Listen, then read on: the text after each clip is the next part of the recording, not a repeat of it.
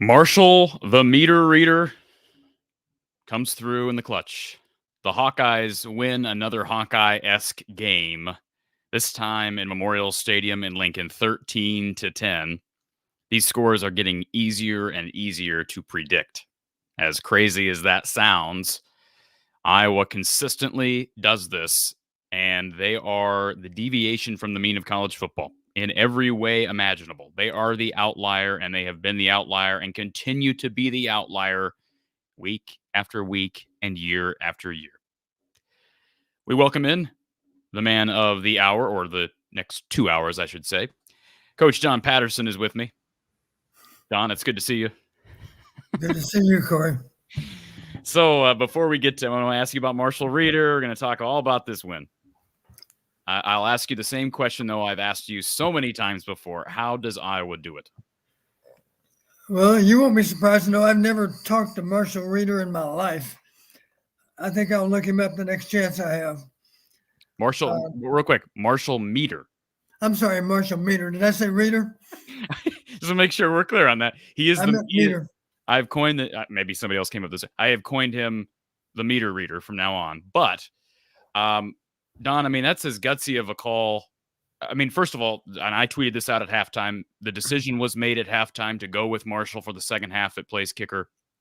Drew Stevens had obviously struggled in the first half, had 2 kicks blocked, had an extra point blocked week prior, also missed a long field goal that's atypical for him last week. So they basically made it clear at halftime, hey, we're going with Marshall in the second half unless we have a 50-plus yarder at the end of the game. And in this case, they were able to knock off a big run from LaShawn Williams on that final drive and got Iowa within meters range, if you will. The guy has never seen the field at Iowa. I don't think he's ever been on the field, has he, Don? Have I missed him? Not to my knowledge. And he did not handle kick. He was not expected to handle kickoffs in the second half. He did not. Drew Stevens had the only kickoff in the second half, which did go out of bounds. We'll talk about Drew's struggles here in a little bit. The second kickoff to go out of bounds, too. Second of the day to go out of bounds. So we'll talk about Drew Stevens and where his head might be right now in a little bit. But again, Iowa with the 13-10 win. And Don, I want to jump to this right away. We could have went a lot of different directions with our RTI Threads player of the game.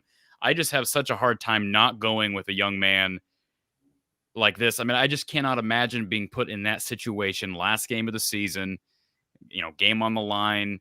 He's never played at Iowa. By the way, his numbers at Central Michigan last year were not the best. And so I think it's part of the reason why he moved on.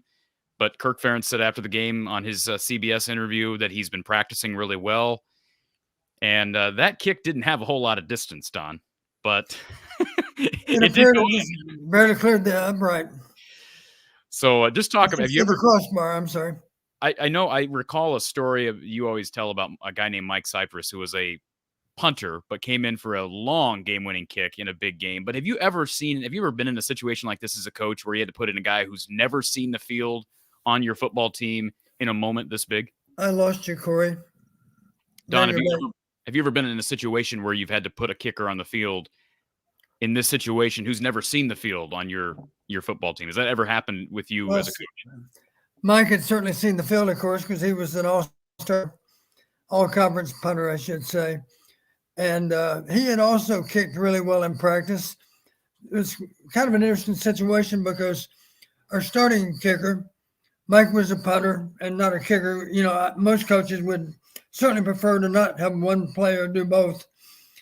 But Joe Lopez, our kicker, had been ill for a few days with the flu, and Mike had kicked really well in practice. And so when Joe struggled in the Unidome against Northern Iowa, I said, Mike, you're our guy. He warmed up with a couple of PATs, and then he went on the field and kicked a 56-yard field goal to win the game. So a little longer kick than the one we saw today. But still, what this young man was able to accomplish today is very impressive, because it's more of a movie script than it would be a recount of a typical college football game. I had a hard time as I was getting prepped for this show. I kept coming back to the moment and the fact that this kid's never been on the field at Iowa. So he is our RTI Threads player of the game. By the way, I've got my RTI Threads Cooper DeJean sweatshirt on again. By the way, I think if Cooper DeJean had been playing in this game, Don, I know Iowa plays in a lot of close games regardless. I don't think this game would have been this close. Not that Iowa would have scored a bunch more points. I don't know that Nebraska would have scored because, frankly, the busted play on the super explosive in that first half, I don't think would have happened had Cooper DeJean been in the game. Well, we don't know that, but that's just kind of what I presume. I would also, you got to give an honorable shout out to LeSean Williams. He has been kind of under the radar all year, just really solid. And line play hasn't always been the best, but today, 16 carries, a buck 11 net yards. It did have the 53-yard run, but boy, a big breakaway run there at the end, almost broke loose for the touchdown, set up the game-winning field goal. How good has he been in spite of up and down offensive line play? Well, you have to give him credit for being the most reliable of all three backs. And you've heard me brag on all three of them. I'm glad we have all three. I have no problem with us playing all three. But if I had to pick one that's played better than the other two, it would have to be LeSean. We did see Caleb Johnson start today. He was the first guy out in the field. Right. Maybe a little bit of a reward for his heroics last week. I'm sure. And that's fine. But you're right about LeSean being the bell cow and the most consistent back for Iowa. And I also thought about just naming Ethan Herkett the player of the game because, he doesn't grab that interception. We may not even see overtime. It's possible we don't even see overtime, Don. You're right. But that's the type of play that, again, not saying it was Phil Parker's best day in the world. I'm sure he's going to be looking back at that super explosive and kicking himself all week for that, even though they held this team to 10 points.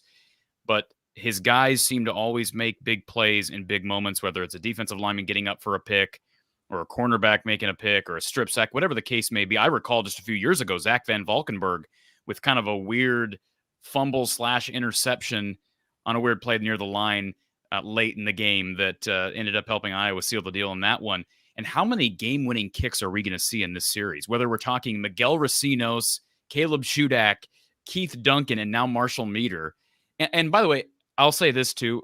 I think Drew Stevens will be back. I know people were kind of ripping me during the game for coming to his defense a little bit. He is struggling right now. There's no question about it. But that kid's got good character, and I think he'll be back. This has got to be a low point for him. But I wouldn't be surprised if they play Nebraska next year and he kicks a game winner to make it 5 different kickers in the last 7 years to win this game. Well, the immediate question as it pertains to place kicking is who's going to go out for a game-winning kick next weekend in Indianapolis. Well, like I've said before, I think Drew is the best kicker on the roster. I don't think it's even close. You look at what he did last year. He just hit a game winner a few weeks ago. What would you attribute his struggles to today? I mean, I know you're not talking to Drew. There was a comment here in the chat from OS for Hawks. He says, my buddy texted me, said Drew Stevens might have a toe issue. That is not true. And I understand you're just repeating a rumor. I can tell you that is not the case. He's not dealing with a toe issue. That is not the root of the problem here. But Don, tell us what your thoughts are on the Drew Stevens struggles, because we've not seen him struggle like we have in these last couple of weeks. Well, I don't mind sharing with the listening audience the conversation we had at halftime. You asked me a question, and you just wanted my professional opinion. Who gets more blame on the blocked field goals? And I told you at the time, I said, I believe I have to assign more blame to Drew. And that may not be fair because it's hard to tell for sure where the balls were. But it looked to me like both of them had a trajectory that was a little on the low side. And here's a point to be made. First off, nowadays you don't see many edge rushers block field goals. It's always jump rushers that block field goals, inside rushers, that get some kind of push and then try to gather themselves and get a hand up. And if you're lucky, you get a piece of the ball every now and then. But to have it happen twice today, honestly, as I look back at those kicks, the ball came out a little low, I thought. And I agree. Yeah, and in that regard, I had to assign a little more I won't use the word blame, a little more responsibility for the blocked field goal to fall on Drew, I think, versus even our offensive line. The line gave up a little bit of a surge, I guess. Obviously, every little inch matters when you're trying to block a field goal because you just need to get a piece of the ball in so many cases. But for whatever reason, the balls came out low. Just a thought I would have. I know a lot of people would say you kick a 50-yard field goal exactly like you kick a 20-yard field goal. You drive the ball. Well, you think about it, that's a little bit silly to think that way because obviously from a 50-yard standpoint, the ball has to be a little bit lower trajectory to get there. But from the 20-yard line or even the 10-yard line, in the case of a PAT, I guess it'd be the 11-yard line because we spot the ball 8 yards, you have a chance just to undercut the ball a little more and have it leave your foot at a higher trajectory. You're not concerned about distance, obviously. You're just concerned about it being between the uprights and not being blocked. And so there is an argument for hitting a different ball on a PAT or a short field goal than you do on a longer ball. Don, one thing that jumps out off the box score when I'm looking through the stat sheet here, 10 targets for Nico Ragaini this evening. It seems like a little bit much. I mean, I don't want to seem overly critical about a subject that we've been critical of in the opposite direction, not targeting receivers enough. But, boy, 2 catches on 10 targets, and some of those were not the best of throws from Deacon Hill, but Nico Right. did not have his best game. Right. You're right about that. I think they have a lot of confidence in Nico for his ability to catch, his ability to get open too. He does understand better than the younger guys how to run routes. Incidentally, that one ball that they came back and said, well, I think I'd have to count that as a drop against Nico. One reason I think Nico wasn't able to control it, I'm thinking about the slant route. Remember that one? There was a dropping defensive lineman again that didn't get a piece of the ball, but got a little bit in the way of the throw. The throw had to go a little bit inside of him, which made it a little bit high, a little bit extended for Nico. And I think that defender was a little bit in the line of sight as Nico was running his route, So I think that was a little bit of an issue, is that Nico didn't pick the ball up quite as quickly. Nico might simply say, I dropped it. It's that simple. But it looked to me like a difficult chance. I know Lisa asked me, she said, how do you explain some of these drops? And I said, well, you got to realize your hands lose a little bit of sensitivity when they get cold. I think you asked me at halftime, you said, what about the drop in the end zone by Caleb? And I said, well, he tried to body catch it. He didn't try to catch it with his hands. And you asked why. And I said, well, maybe he felt like he lost a little feeling in his fingers. Didn't have a lot of confidence he could catch it, of course, with his hands. Hence, he tries to body catch it and the ball goes through. I don't think Deacon could have thrown it much better. Location was perfect. I guess a better opportunity would have been the same location with a little less velocity. But let's face it, down there, you heard me say, if you're going to throw to the front pylon, you better not throw it late, right? So in that regard, the ball's got to be thrown with a lot of velocity, and it was. But it was a good throw. Should have been caught, obviously. All right. A couple things here. First of all, I have to acknowledge this. I think it's funny. Now, Bob, appreciate you being here. But when you say I never did agree with Corey on Stevens, I love the opportunists out there that jump on a narrative because it's convenient. Drew Stevens, once again, I'll remind everybody, was 24 of 24 on extra points last year and 16 of 18 on field goals. So, just because you don't have a platform and you're not making your voice heard doesn't mean you called it all the way along. And by the way, Drew Stevens, this is not the last we've seen of Drew Stevens. The kid will be back, and he's having a rough time right now. Regardless, I can tell you, I was told on a pretty good authority, pretty good source, that Drew is dealing with a bit of a groin issue that perhaps sprung up during this past week. Now, that doesn't necessarily explain the low kick against Illinois last week, but I can tell you that during practice, there was a little bit of a groin issue that came up against Drew Stevens this week. That again, not making excuses for the low kicks. I don't know what to attribute that to, but that is out there as well. Let's get to our super chats. Lemansky, first of all, says, cold day, good punting. Torrey handled a bad snap at the winning field goal. Love Torrey Taylor. That's maybe the area of his game that we don't talk about enough, Don. He only averaged 42.4 on 7 punts today in a long of 49. Windy day and obviously very cold. 2 punts inside the 20 without his gunner, Cooper DeJean, and he's the guy who was responsible on that last hold. So give Torrey Taylor credit. We're going to miss him. Appreciate the super chat, Lemansky. And he adds with this super chat, Coach Don, the switching kickers at the end, guessing LeVar Woods had to bless or make that decision. That's a good question. I'd like to know the answer to that myself. I can tell you the answer. I can tell you the answer, Don, if you'd like to know. That was a Kirk decision. Okay. It was a Kirk decision, I'm sure. But the question I would have, did Kirk check with LeVar for his recommendation? Ultimately, it's a Kirk decision. I would like to know if it's LeVar and if LeVar recommended making the change. And I do know that, again, Kirk said after the game during his post-game interview that Marshall has been really good in practice. So that's a good sign. Cinnamon Sugar, appreciate the super chat here as well. Thank you for the donation.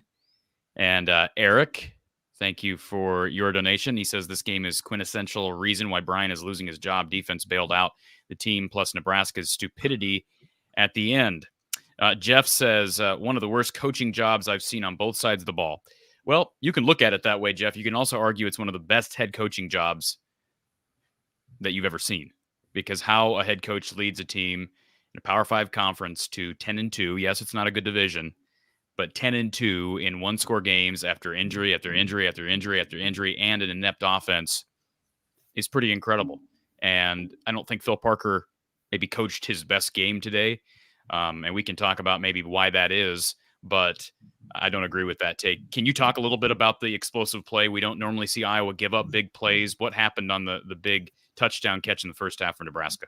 Yeah, and I don't mind sharing with the viewing audience again, Corey. We discussed that at halftime too. The comment I made, I was upset at the time because I was pretty sure even that Phil Parker would have said, that's on me. I think that's probably what he would have said. For this reason, it was third and extra long, I think, wasn't it? Let me see. It's third and 11. Third and 11 on the minus 34. Iowa fakes free safety blitz. We had both safeties acting as if they might be rushing. The only problem with that is they didn't come, but all they did was peel off to combo on the inside receivers on both sides. I believe it was empty, as I recall. I think it was 3-by-2 because the one that peeled off on the trip side comboed on number 3 receiver, which left Deshaun Lee man-to-man on number 2. Deshaun got beaten badly to the post. Nice throw. Great execution on their part. But I'm pretty sure that Phil Parker would have said, that was a bonehead play on my part. I'm suspecting he would say that. Because why are we trying to get cute on 3rd and 11? I don't mind faking a blitz even, but you got to get back into coverage so that you have your usual help over the top, and we didn't have that. Okay, let's see. Comment here, super chat from Leon. Leon says, if we can switch kickers mid-game, why can't we switch quarterbacks? Well, good question, Leon. It's a fair question, right? I don't think there's anything wrong with the question. There was a period of time there where I thought we might see our next quarterback because one of those hits, Deacon, I'm sure felt. You remember the play I'm talking about? I bet they commented he might be injured. But to his credit, he kept playing. So we were lucky that it wasn't a more serious injury. We're going to get to our call-in line, our Iowa Smokehouse call-in line in just a second. Again, thank you, Leon, for the super chat. Before we get to our first caller, do want to take a moment to thank Iowa Smokehouse, not only for sponsoring the call-in line, but for sponsoring the show throughout the year. If you're new to the show, a big part of the reason why we're here is because of our sponsors. iowasmokehouse.com. Use the code Hawkeyes for great snacks, whether it be their meat sticks, their jerky, maybe even their salsas or barbecue sauces and ketchups. Use the code Hawkeyes for 15% off your order. So much sports going on. By the way, we'll be here for the next 2 hours because we've got Iowa hoops, men's and women's hoops here later today. And Iowa Smokehouse will be with us for that post-game show as well. Use the code Hawkeyes for 15% off at iowasmokehouse.com. Also, Brad Van Meter and his team down at State Farm. He's been with us throughout the football season. Give him a call at 515-256-6480. And maybe even on Cyber Monday, give Brad and his team a call to see how they can save you some money on auto insurance, boat insurance, renter's insurance, whatever the case may be. Visit him online at bradvanmeter.com. Also want to thank RTI Threads. I talked about our RTI Threads player of the game. But yes, RTI Threads has been with us throughout the year. And in spite of the injury to Cooper DeJean, I got to give a shout out to another RTI Threads athlete. Carson Shire had a couple of big games today, or big plays today, Don, one of which coming on a big tackle on punt coverage. And yep. I believe, am I correct in saying he had the fumble recovery? I don't know. I'm not sure. Let me pull this up here. We'll get to that in a second. But a couple big plays for Carson, who is probably going to be called on next year, especially, just depending on who leaves, who comes back. They're really senior laden in that linebacker room, and Carson's dealt with some injuries, appears to be healthy now. So again, just thank you to RTI Threads for being a part of this show throughout the season. And if you're new to the show, you can support all our sponsors. All of their links are in the description below, but you can shop Cooper DeJean's merch line, his apparel line at cd3lacesup.com. Or Aaron Graves, Carson Shire, Aiden Hall, Zach Lutmer, all their merch at rtithreads.com, and more in the hopper. More Hawkeye merch in the hopper, courtesy of RTI Threads in Western Iowa. Let's go to our Iowa Smokehouse call-in line. We'll start with James on hold for a long, long time. James, welcome. How you doing? Doing good, man. How are you? I'm doing better now that we won, but first off, my point I was going to make was the same thing as him. I didn't understand why he blitzed on why Phil blitzed on 3rd and 11. Because I feel like the rush at that point was getting to him perfectly fine anyways. We were frustrating them. I don't understand why we went to that. Like, especially that kind of blitz where he brought the safeties down and then it put them out of position to try to get back. He didn't blitz.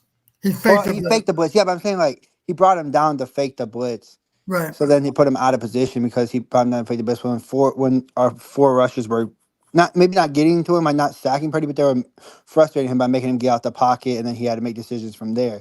So it was kind of an interesting point where it's like, why you bring him down in that situation? Aren't you just doing everything in that situation, Don, to contain any scramble on 3rd and 11? I mean, you're just hanging back. I mean, what's weird about that for a novice football mind like myself, and I think probably a lot of our Iowa fans who love the game and watch the game but rely on you for intel, you're watching this and you see, last week, I think it was against Illinois, Deshaun Lee, I think it was like 3rd and 2, and he sunk 10 yards back, and Iowa very conservative on 3rd and short. Why roll the dice on 3rd and long? I mean, I know you don't agree with the call, but what do you think the reasoning in that moment was from Phil? Well, I think the thought process was show blitz, maybe prop them to check to a quick throw. They need 11, right? So show blitz, have them check to a quick throw. After the quick throw, tackle them short of the 11-yard gain. I think that's what he hoped to happen, but it didn't. And clearly, he thought we need to combo the inside receivers because those are the guys most likely to catch the slant route. It happened to be the ideal call in that situation.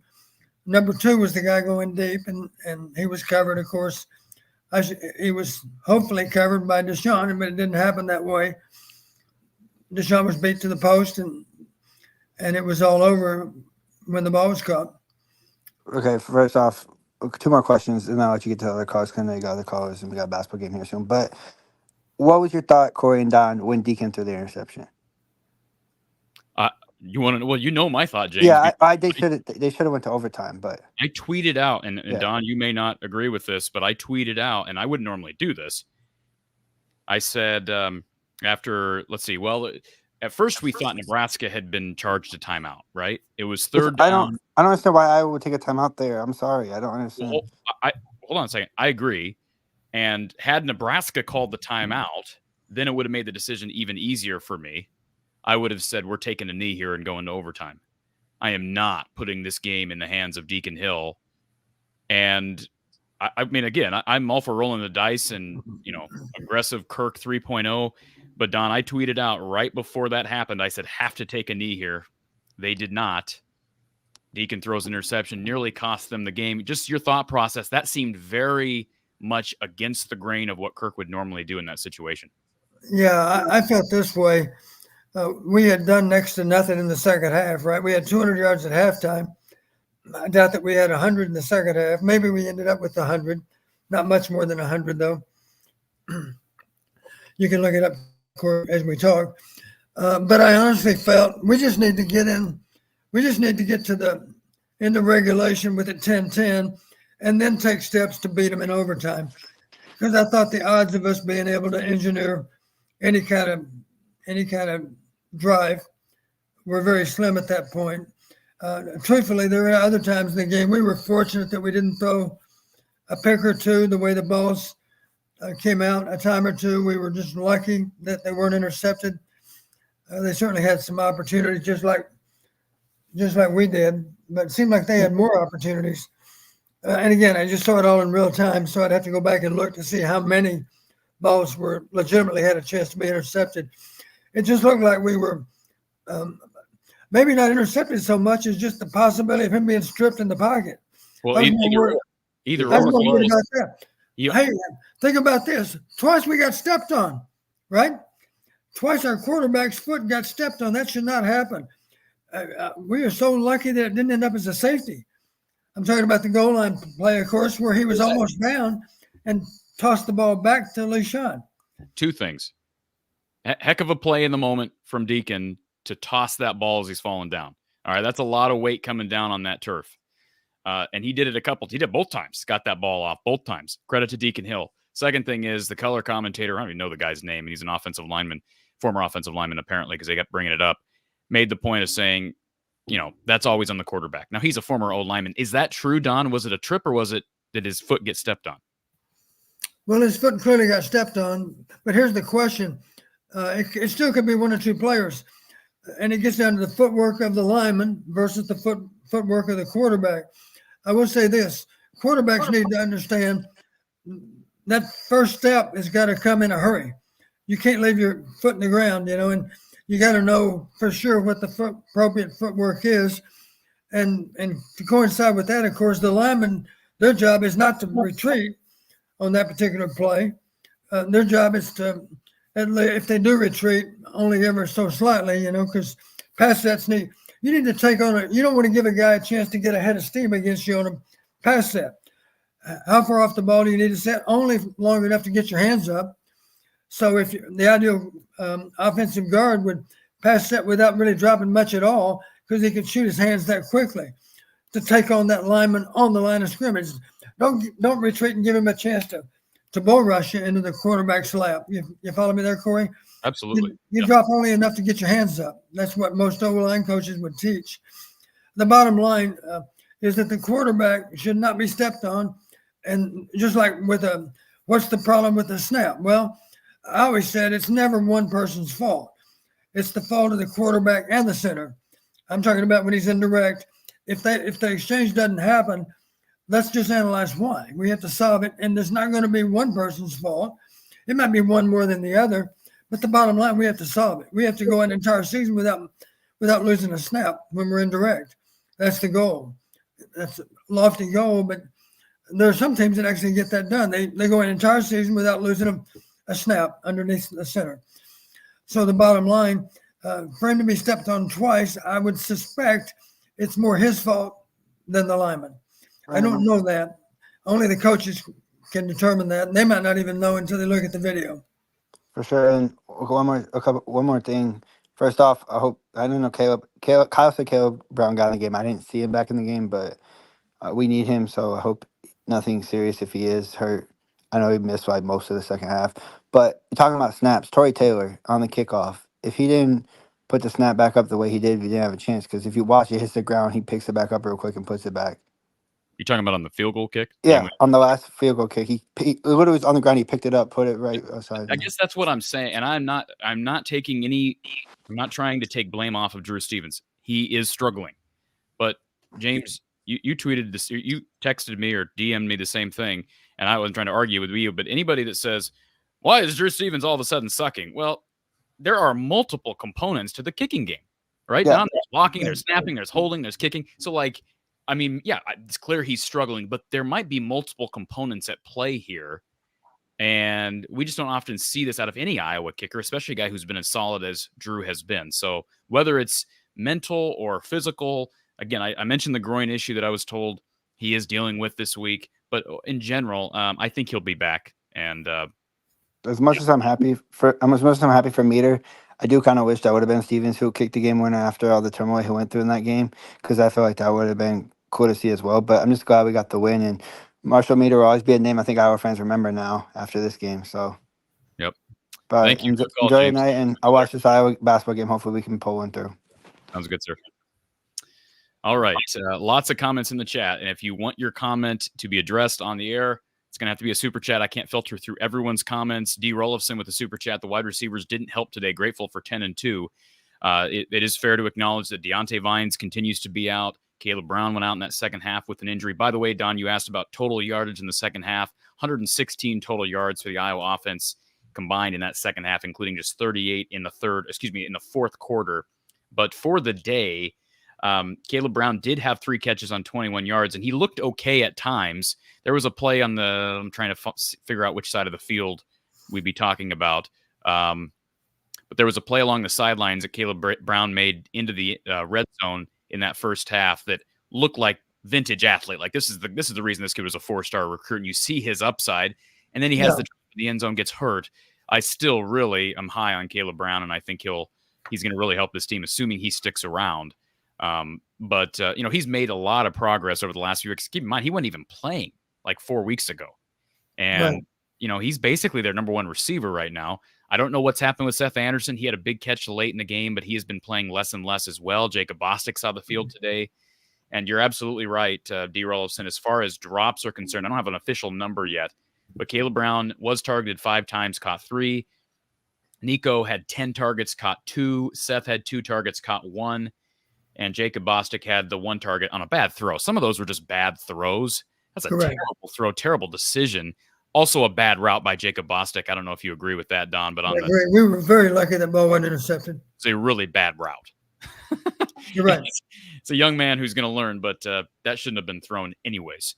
Let's go back to Kyle. By the way, Kyle in the chat does say that apparently Caleb was back on the field at the very end of the game. So that's good news if that's the case. Let's go back to our Iowa Smokehouse call-in line. Sean is on hold. Sean, welcome to the show. Hey, guys. Can you hear me? Absolutely. Hey. Good to see you, Sean. Hey, congrats on crushing the under once again. You guys have been paying my bills this year with these just taunting Vegas. Can you set this line low enough? It's incredible, isn't it? And they flirted with the line today with 23, but it was they did it under. Yep. Yeah, especially in the first half, looked actually competent on running the ball in that first half. It was a bit surprising.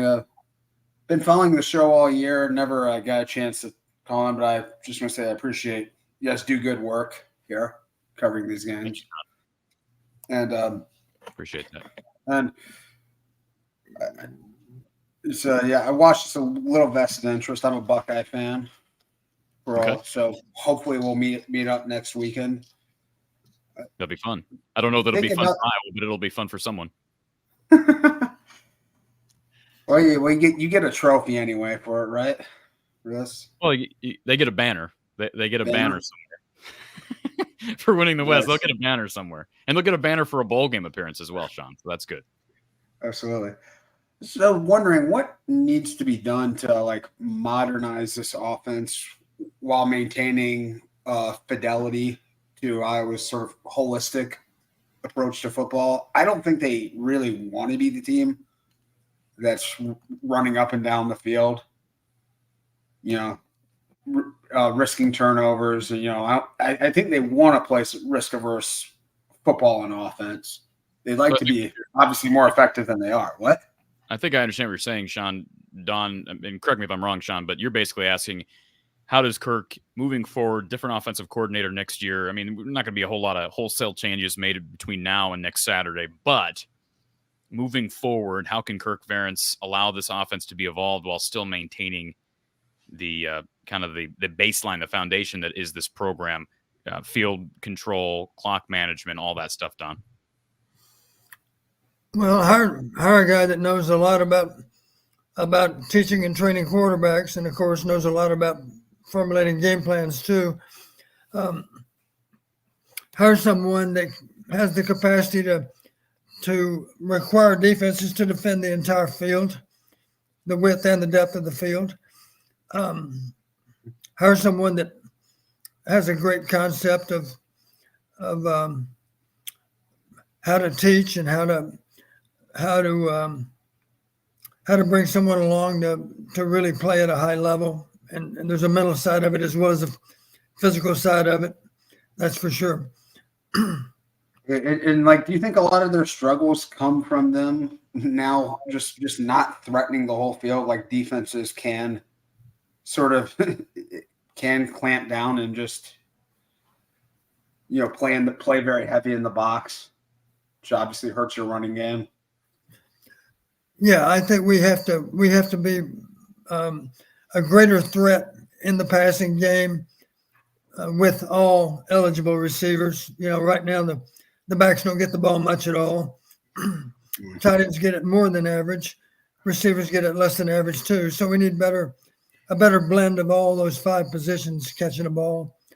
So it makes us harder to defend. And I say 5 receivers. Of course, sometimes it might be 4 wide receivers and a back on the field. Other times it might be a couple of tight ends. So all combinations, just all 5 receivers need to be a threat in the passing game for the passing game to have more success. Yeah, I mean, I look at a program like those Cheaters. They do a good job of kind of doing, I think, what Iowa likes to do. They use a lot of heavy personnel sets. But there's always a threat. But they get everyone involved in the passing game. Yeah. And teams going to be a hard assignment, regardless if it's Michigan and Ohio State. Hard assignment, regardless, especially without Cooper DeJean, because man, Don, I don't remember, and I'll be honest, the offense didn't look a whole lot different with Cade McNamara. Now, Cade was hurt. I'd like to think that if he was healthy, it would have been a different start to the year. But my point in bringing that up is, I have not seen, in my recollection, a bigger difference made at one position, or I should say collectively throughout a game by one person's injury, as I've seen with Cooper DeJean. Even though they have won these games, whether we're talking gunning or punt returning, we had a muffed punt today by Caden Weegan. We're talking about coverage. Like, he makes such a difference in so many different areas of the game. So, John, appreciate your call, sir. Yeah, one last thing. Big event in Iowa.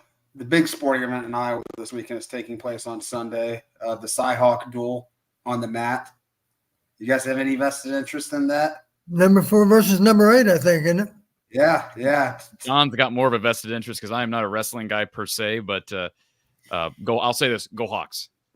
I am aware. Is it true the first time there's been a national broadcast of a wrestling meet? Regular season wrestling meet? Yeah, it's on ESPN, the Uno here on Sunday. So great exposure for the sport, great exposure for the state of Iowa. There you go. Sean, appreciate you, sir. We'll talk to you again. Thank you, sir. MC says, crazy how bad the West is. Well, there's probably some truth to that. Takun with the super chat. After all that's happened on and off the field, so proud to see this team with 10 wins. Thank you so much, Corey and Don, for all you've done this year.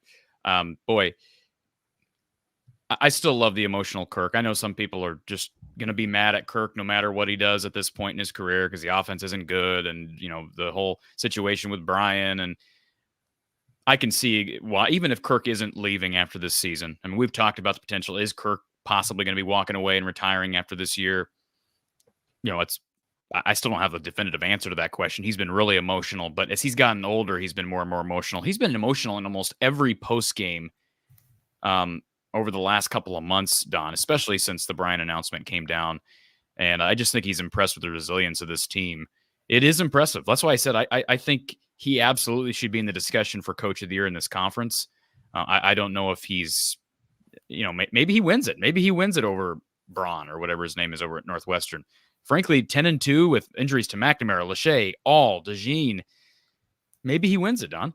Well, let's say it this way. I hope they don't vote until after next weekend, because to win next weekend, there'd be no question who should win the award. Very much true. Thank you, Tekun, for the super chat. John says 2 blocked field goals, more adversity, missed obvious pass interference call. Either pass interference or holding. I don't know if the ball was in the air technically there, Don, but that was a bad missed call on the shot to Ragaini. Backup kicker drills game winner. You can't make this up. 0 wins for Purdy brothers against Iowa. Just shattered the record for wins of a team averaging under 250 yards per game. 10 wins. I didn't love the CBS crew today on the call, Don, but you saw the stat, right? The previous record? That is incredible. The previous record for most wins for a team averaging under 250 total yards is UCF, Central Florida, with 4 wins about 15 years ago. Yeah. That is an incredible stat, and Iowa's not going to average more than 250 yards, regardless of what happens these next 2 weeks. They'd have to just go crazy, and that's just not going to happen. So it is incredible. Thank you, John, for the generous super chat. Do appreciate that. Thank you for being here. Let's go back to our Iowa Smokehouse call-in line. We've got a number of callers who have been on hold for quite some time. We'll start with Scott, and we'll move forward. Scott, welcome to the show.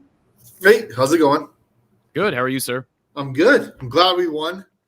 I live in Omaha, Nebraska, so I had even a more vested interest in winning, so coworkers don't talk shit about me on Monday.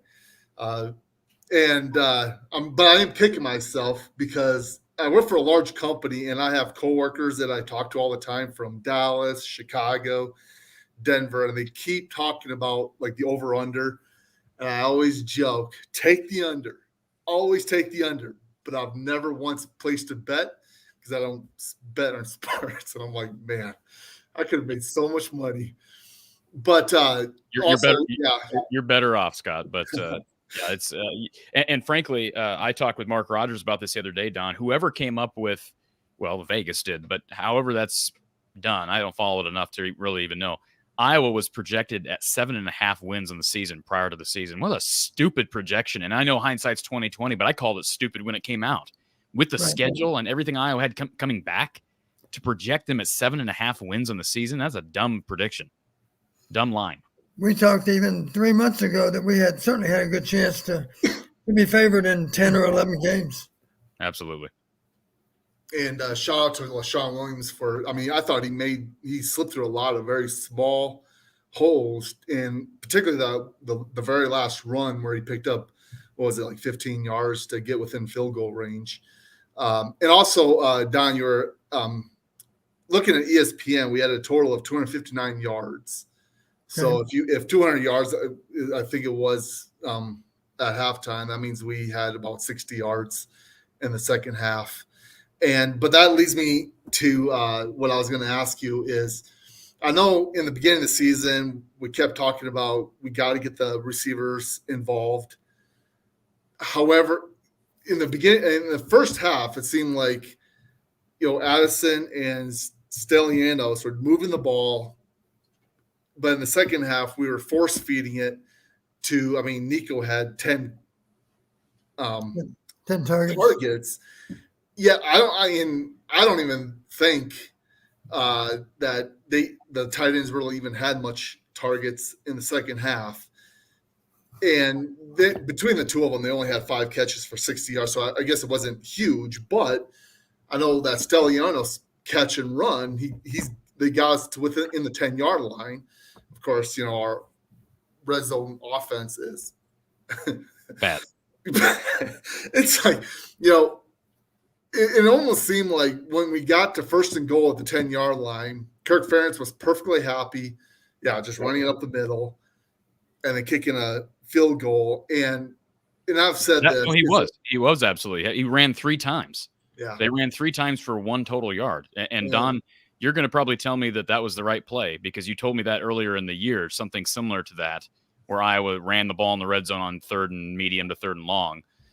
And frankly, I have no faith in the pass offense, no faith in the red zone offense. So I guess it was, but then when you're missing field goals, it really complicates things. That's how fragile this Iowa system is. It's so dependent on having an adequate kicker, a really good punter, an excellent defense. You could not win games with this offense under any other circumstances. And we saw them almost lose in spite of, with the fact that Drew Stevens was as bad as he was at times today. And they found a way to do it again. But Don, what do you think about the 3 runs? I believe that was late second half in the red zone.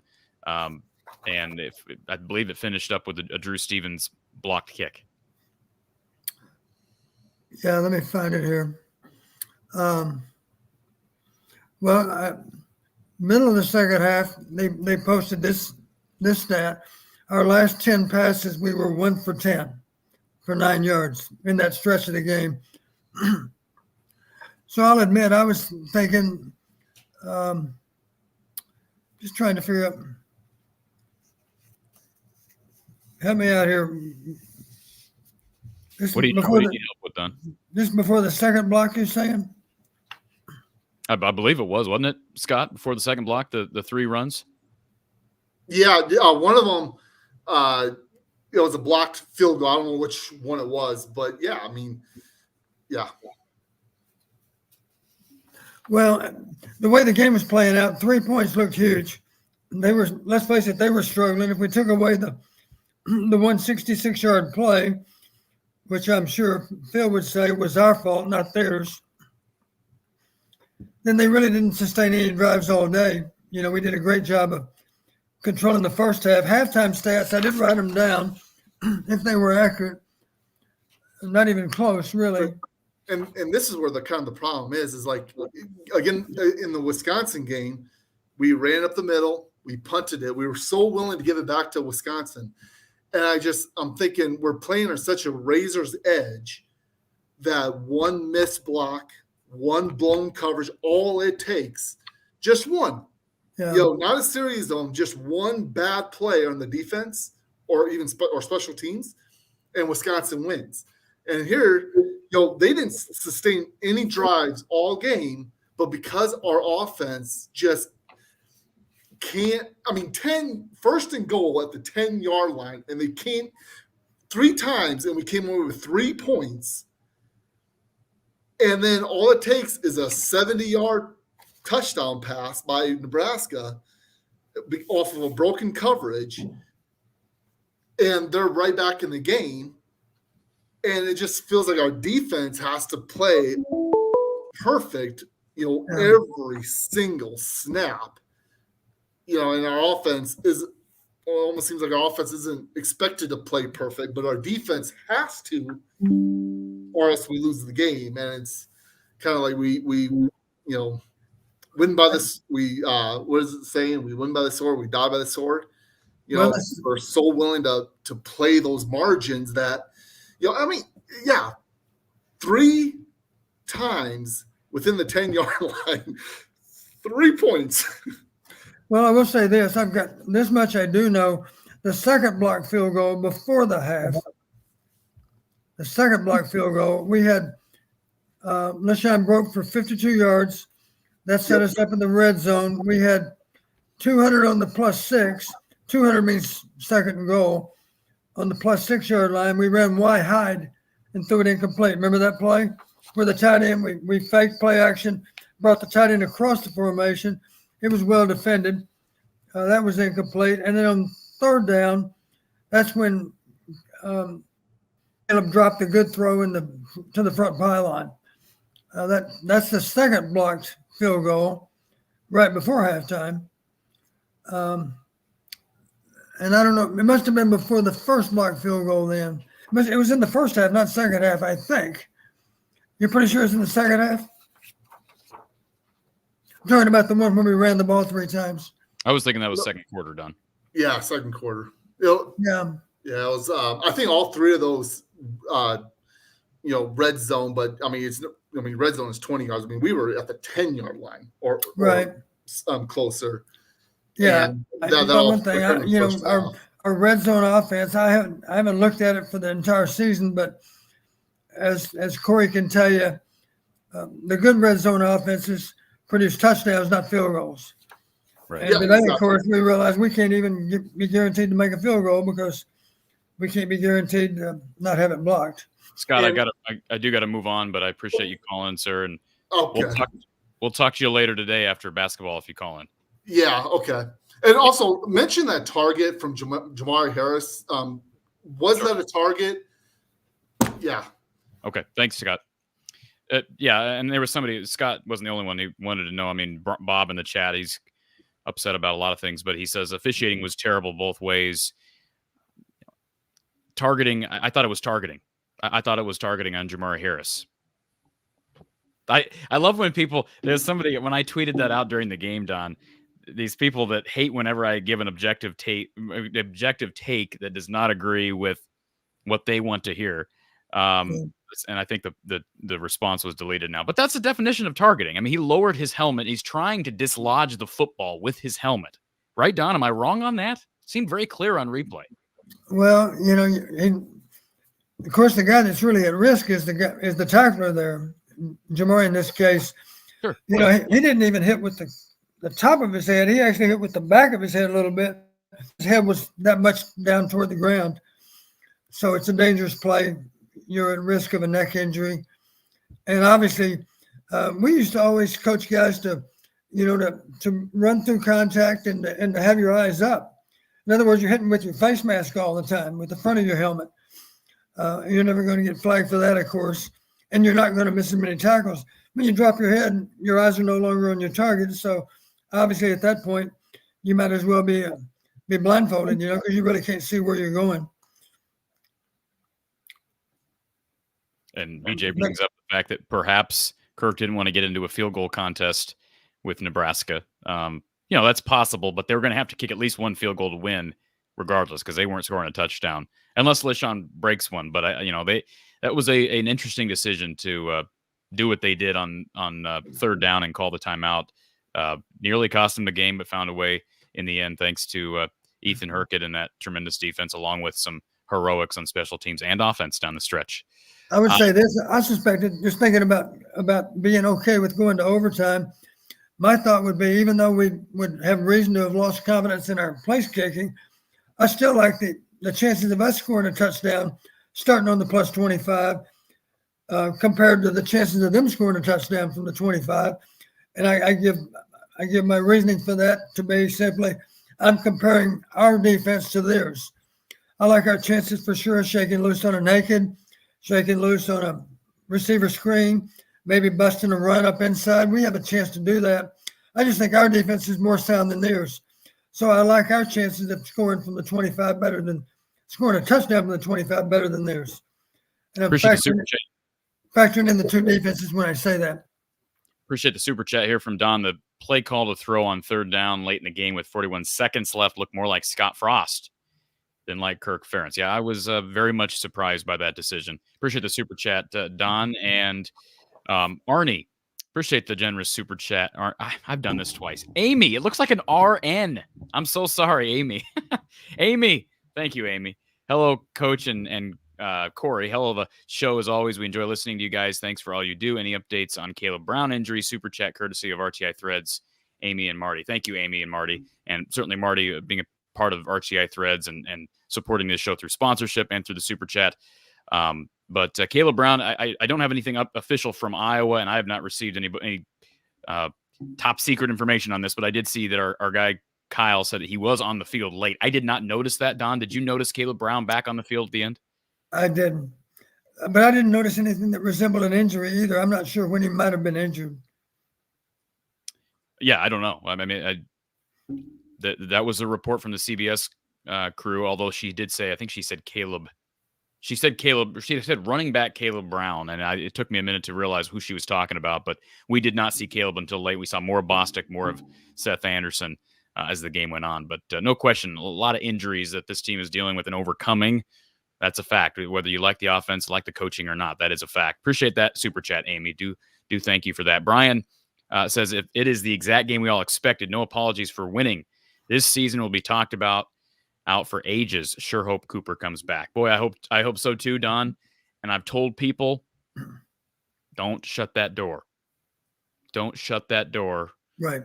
Decent authority, do not shut that door. All right, I know a lot of people just assume he's out the door. Don't shut the door on him coming back. And boy, if he does, how good could things be next year defensively again?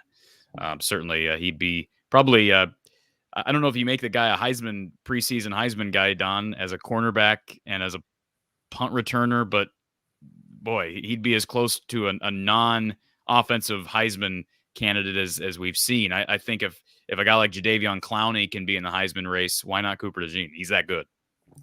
Well, I would say this: if that's going to help us to get him back here, there wouldn't be anything wrong with mentioning to him, you know what? If you have any thoughts about trying to find a way to help your team and win an award such as the Heisman, we'll help you do it by giving you some opportunity on offense too. I realize there's always that possibility he'll be injured on offense, but there's also that same possibility he'll be injured on all those other plays he's out there for. D. Rollifson says, I'll take 130 plus 10-2 every year, but we get a new OC. They will have a new OC. Now, we don't know who that will be. I know the name John Budmeyer has been tossed out a lot. It sounds like Iowa did contact Andy Ludwig from Utah. That's courtesy of our friends over at HawkeyeReport.com. Tom Kakert let us know that here about a week ago. So they have already been making at least contact, which you'd expect at this point. But I don't think John Budmeyer is probably near the top of your list, even though you're a big fan of the Hartlieb family. He's got good roots back in Wisconsin. He's got some FBS offensive coordinator experience, but there's got to be better candidates out there. And boy, this team, again, assuming that people like DeJean are not out the door, and it doesn't sound like he is official on his decision to leave, and you get Lachey back, maybe even like an Eric All. We don't know if Sebastian Castro will come back. He's another one with an extra year if he decides to take it. They could have a really stacked roster next year. Tougher division, or tougher conference, I should say, tougher schedule, etc. But it could still be really fun football with a lot of really good faces, familiar faces, and experienced veteran-laden team next year. Appreciate the super chat, D. Rollifson. And John, again, thank you again, John. I have to throw a shout-out to Kyler Fisher and Aaron Graves, both from the same high school, Southeast Valley, and playing big role in the defense. Love seeing it. Go Hawks. Yeah, not far from me here in Ames. Actually, we used to travel up to, I believe it was Gowrie, which is Southeast Valley, and hit the little 9-hole course up there on Fridays, Don. I'll put a plug in for them. Because they don't run this special anymore. They used to have a special, Don, on Fridays, $5 for 18 holes, or excuse me, $5 for, I believe, 9 holes, $5 for a cart. Probably the best deal you could imagine. They don't run that exact special anymore, but a nice little 9-hole course. But great routes, small town routes for a couple of guys making a big difference. And I've seen Aaron really just improve his ability to shed blocks. And that I know that was one of the topics of conversation during the broadcast today, Don, how good this defensive line is at getting off blocks and creating havoc in the backfield. Can you talk a little bit about that and what makes them so good at doing so? Well, it all starts with them knowing how to use their hands to shed blockers. You just see them; they're always pushing up the field, but they're acting with their hands. You got to have strong hands to be a good defensive lineman. Because how else can you grab a guy and hold on to him and get him out of your way? And it all starts with being athletic, being an explosive person, understanding leverage. Oftentimes you'll see them up underneath an offensive lineman's pads. You've heard that expression, low man wins.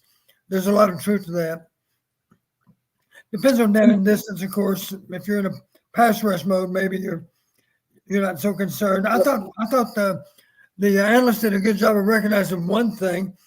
I do think a lot of time we didn't play as many games up front because I think we were trying to be sure to keep Purdy in the pocket, try to contain Purdy. So you saw more of a controlled rush, more of a bull rush technique more often than just trying to beat people with speed moves. The sad part of it all, there was a time or two when we pressured with our linebackers, and they did accurately mention this. We lost contain a time or two.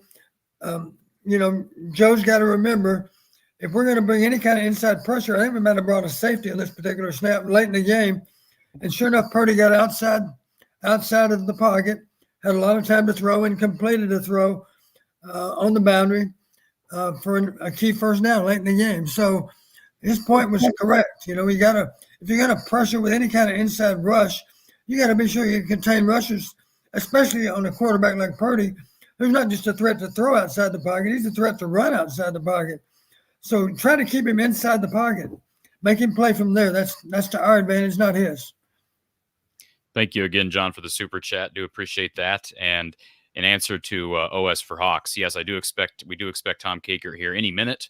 He is in Lincoln, and I'm sure getting close to finishing up with Coach Ferentz following the game. And Ralph asked the same question, was asked earlier about targeting. We kind of covered that, Don. I thought there were a couple potential targets missed earlier in the game, and I'm all for the targeting call. I know a lot of people don't like it, but I'm all for trying to figure out ways to protect these players when you have these big, heavy helmets that can be used as weapons. And, there was a lot going on in this game. I don't think it was the worst officiated game in the world. I thought, pretty typical as far as number of times you go to the review. I know that's just part of college football. It kind of disrupts play. But so do these long timeouts. So, yeah, the targeting thing, I was surprised. It's really good, obviously, that Jamari didn't get tossed, because that would have been the bigger impact, is the fact that he had been gone. And then you're talking about Deshaun Lee and who? Brendan Diaz-Fernandez, Devin Hilson, TJ Hall, Jamison Hines, somebody without a ton of experience coming in there, and then you can attack. Yeah, somebody that's very unproven at that point. Yep. Chad says, is Brian allowed to coach in the Big Ten Championship game? Yes, he is. He'll be there for the bowl game and the Big Ten Championship game. Viking Hawk 33, appreciate the super chat. After seeing the interview with Kirk, it's amazing how great of a person he is.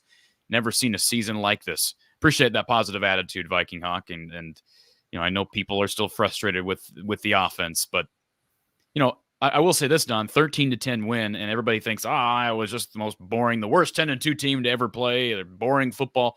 We got 700 people on here watching this show, during a week where I know a lot of people are busy with family and whatnot. 700 people here between the two channels, so do appreciate everybody being here. Let's get to our next Iowa Smokehouse caller. We've only got about an hour left of the show, so we're going to speed through our callers. All of you on StreamYard, Kyle, Ryan, let's see, Alex. I know we've got Adam in the queue as well, along with Dave and Jackson. We're going to get to you.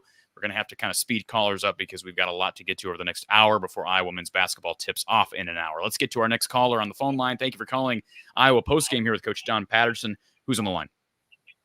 This is Brian. Hey, Brian. Yeah, just a couple of quick comments. The one was that towards the end of the game, where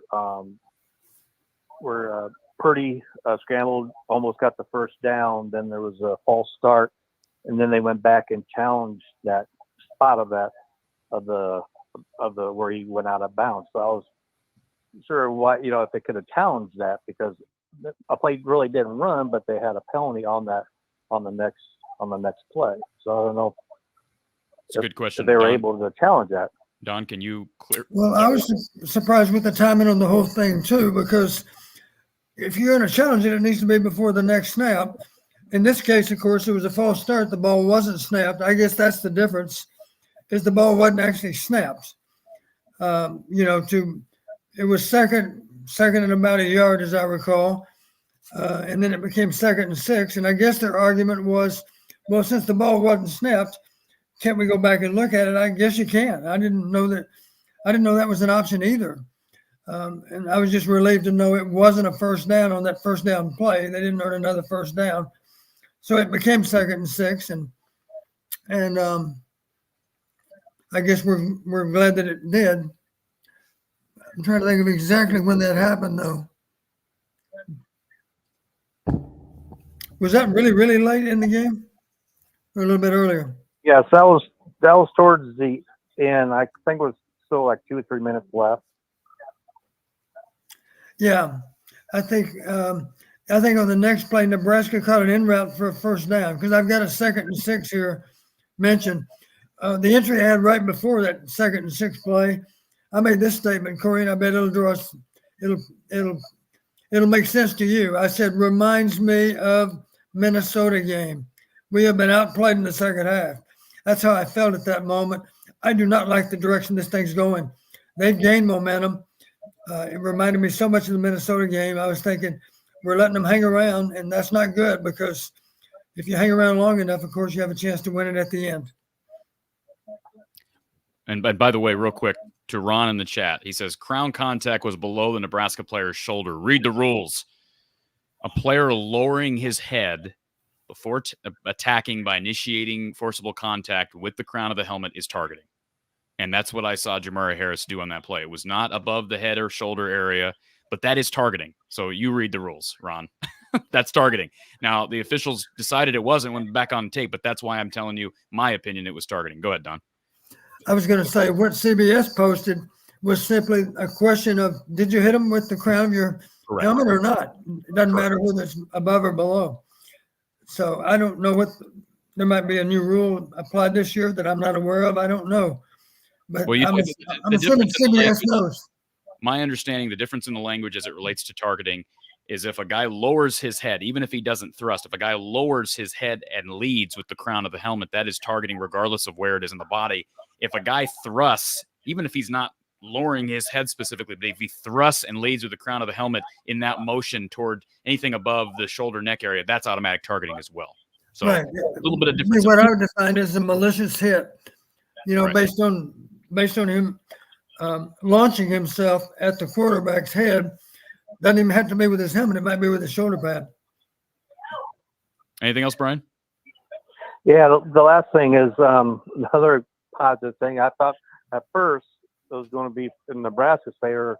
If you remember, there was, I think it was a minute 22 left, and the game clock didn't start for like 10, 12 seconds. So they had that extra 10, 12 seconds where it actually helped us at the end because that was just enough for us, what happened with the interception to go down and kick that field goal. Otherwise, it would have went overtime earlier. So I don't know if you remember that when that game clock didn't start for like 10 or 12 seconds, and the announcers, made a thing about, that's true, of not starting.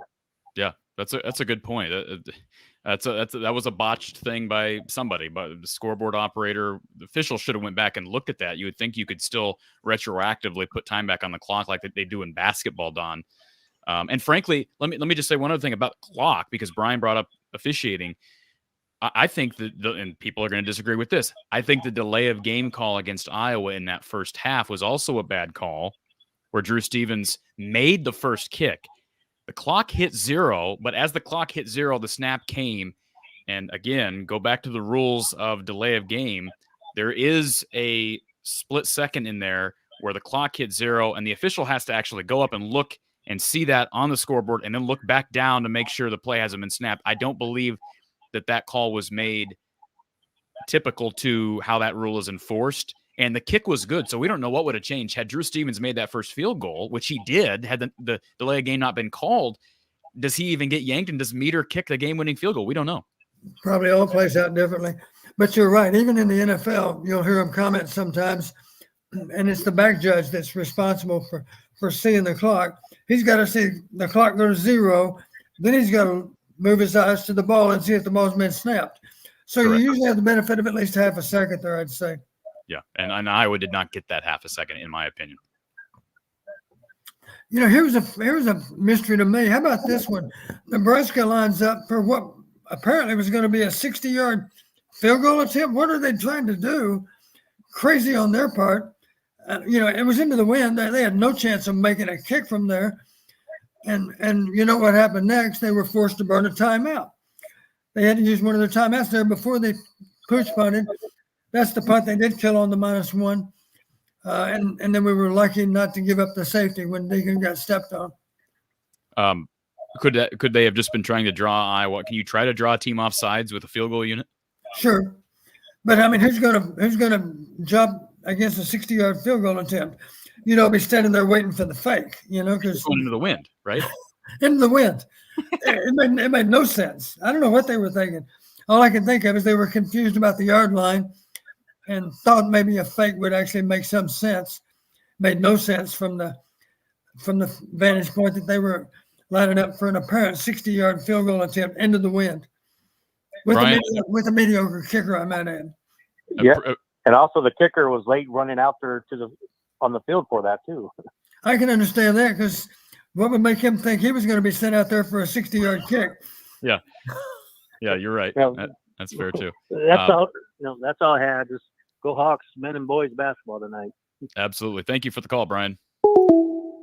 Appreciate Brian calling in on our phone line. And let's see. Am I missing a super chat? We've got Viking Hawk 33. I see Brian here. TCU versus OU. 24 points was lowest score for a quarter. Am I missing something here, Don? Explain this. OU had a ton of points. I know that. I think they had 42 before the half. I don't know what the final was. I get to the comment. Okay, that's the other Black Friday game that was going on between a 9-2 team, or I should say, 9-2 team versus a 5-6 team. D Hollywood, appreciate the super chat from D. Coach Don and Corey, do you guys have a prediction for the Michigan Ohio State game tomorrow? Thanks for the podcast. Well, that's a good question. I haven't given it a ton of thought, Don. I'm probably going to take Ohio State, but I've gotten burned, I think, 2 years in a row after taking Ohio State. So I'll take Ohio State in a close one. Yeah, a lot of people would tell you that the pressure's on Ohio State simply because Michigan's playing without their coach. As you know, Ohio State's head coach has lost the last 2 years to Michigan, and that's frowned upon to lose 3 in a row to Michigan if you're at Ohio State. It'll be an interesting game, I think. I think it will be a one-score game. I expect it'll be a hard-fought game that'll be decided at the end of the game. But you never know, of course, how games might turn out. I don't know what kind of – the weather's probably going to be a suspect too, I would think. Don't know about the weather. It'd be hard for me to bet against Michigan at home. I don't know what is the point spread. I assume it's 1 or 2 points, probably a very close spread.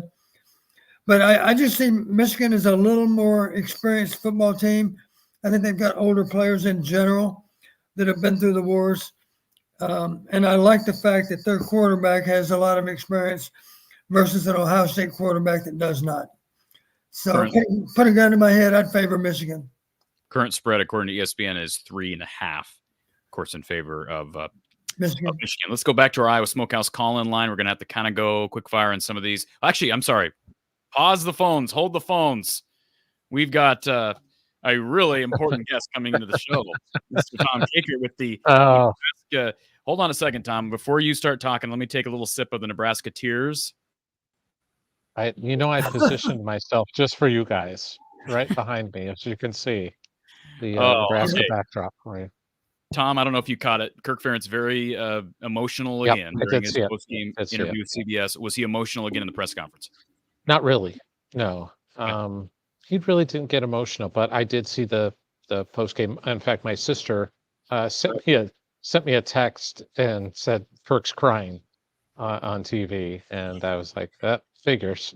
It figures. And she's like, I'm crying too, and it's just it's the emotions are that's been Kirk for a while now. Has been I affectionately dubbed him Emotional Kirk a while back, and just it's neat to see him so moved by his players and just appreciative of his players and what they are doing on the football field, because this man to man, whatever it is, they shouldn't be doing this.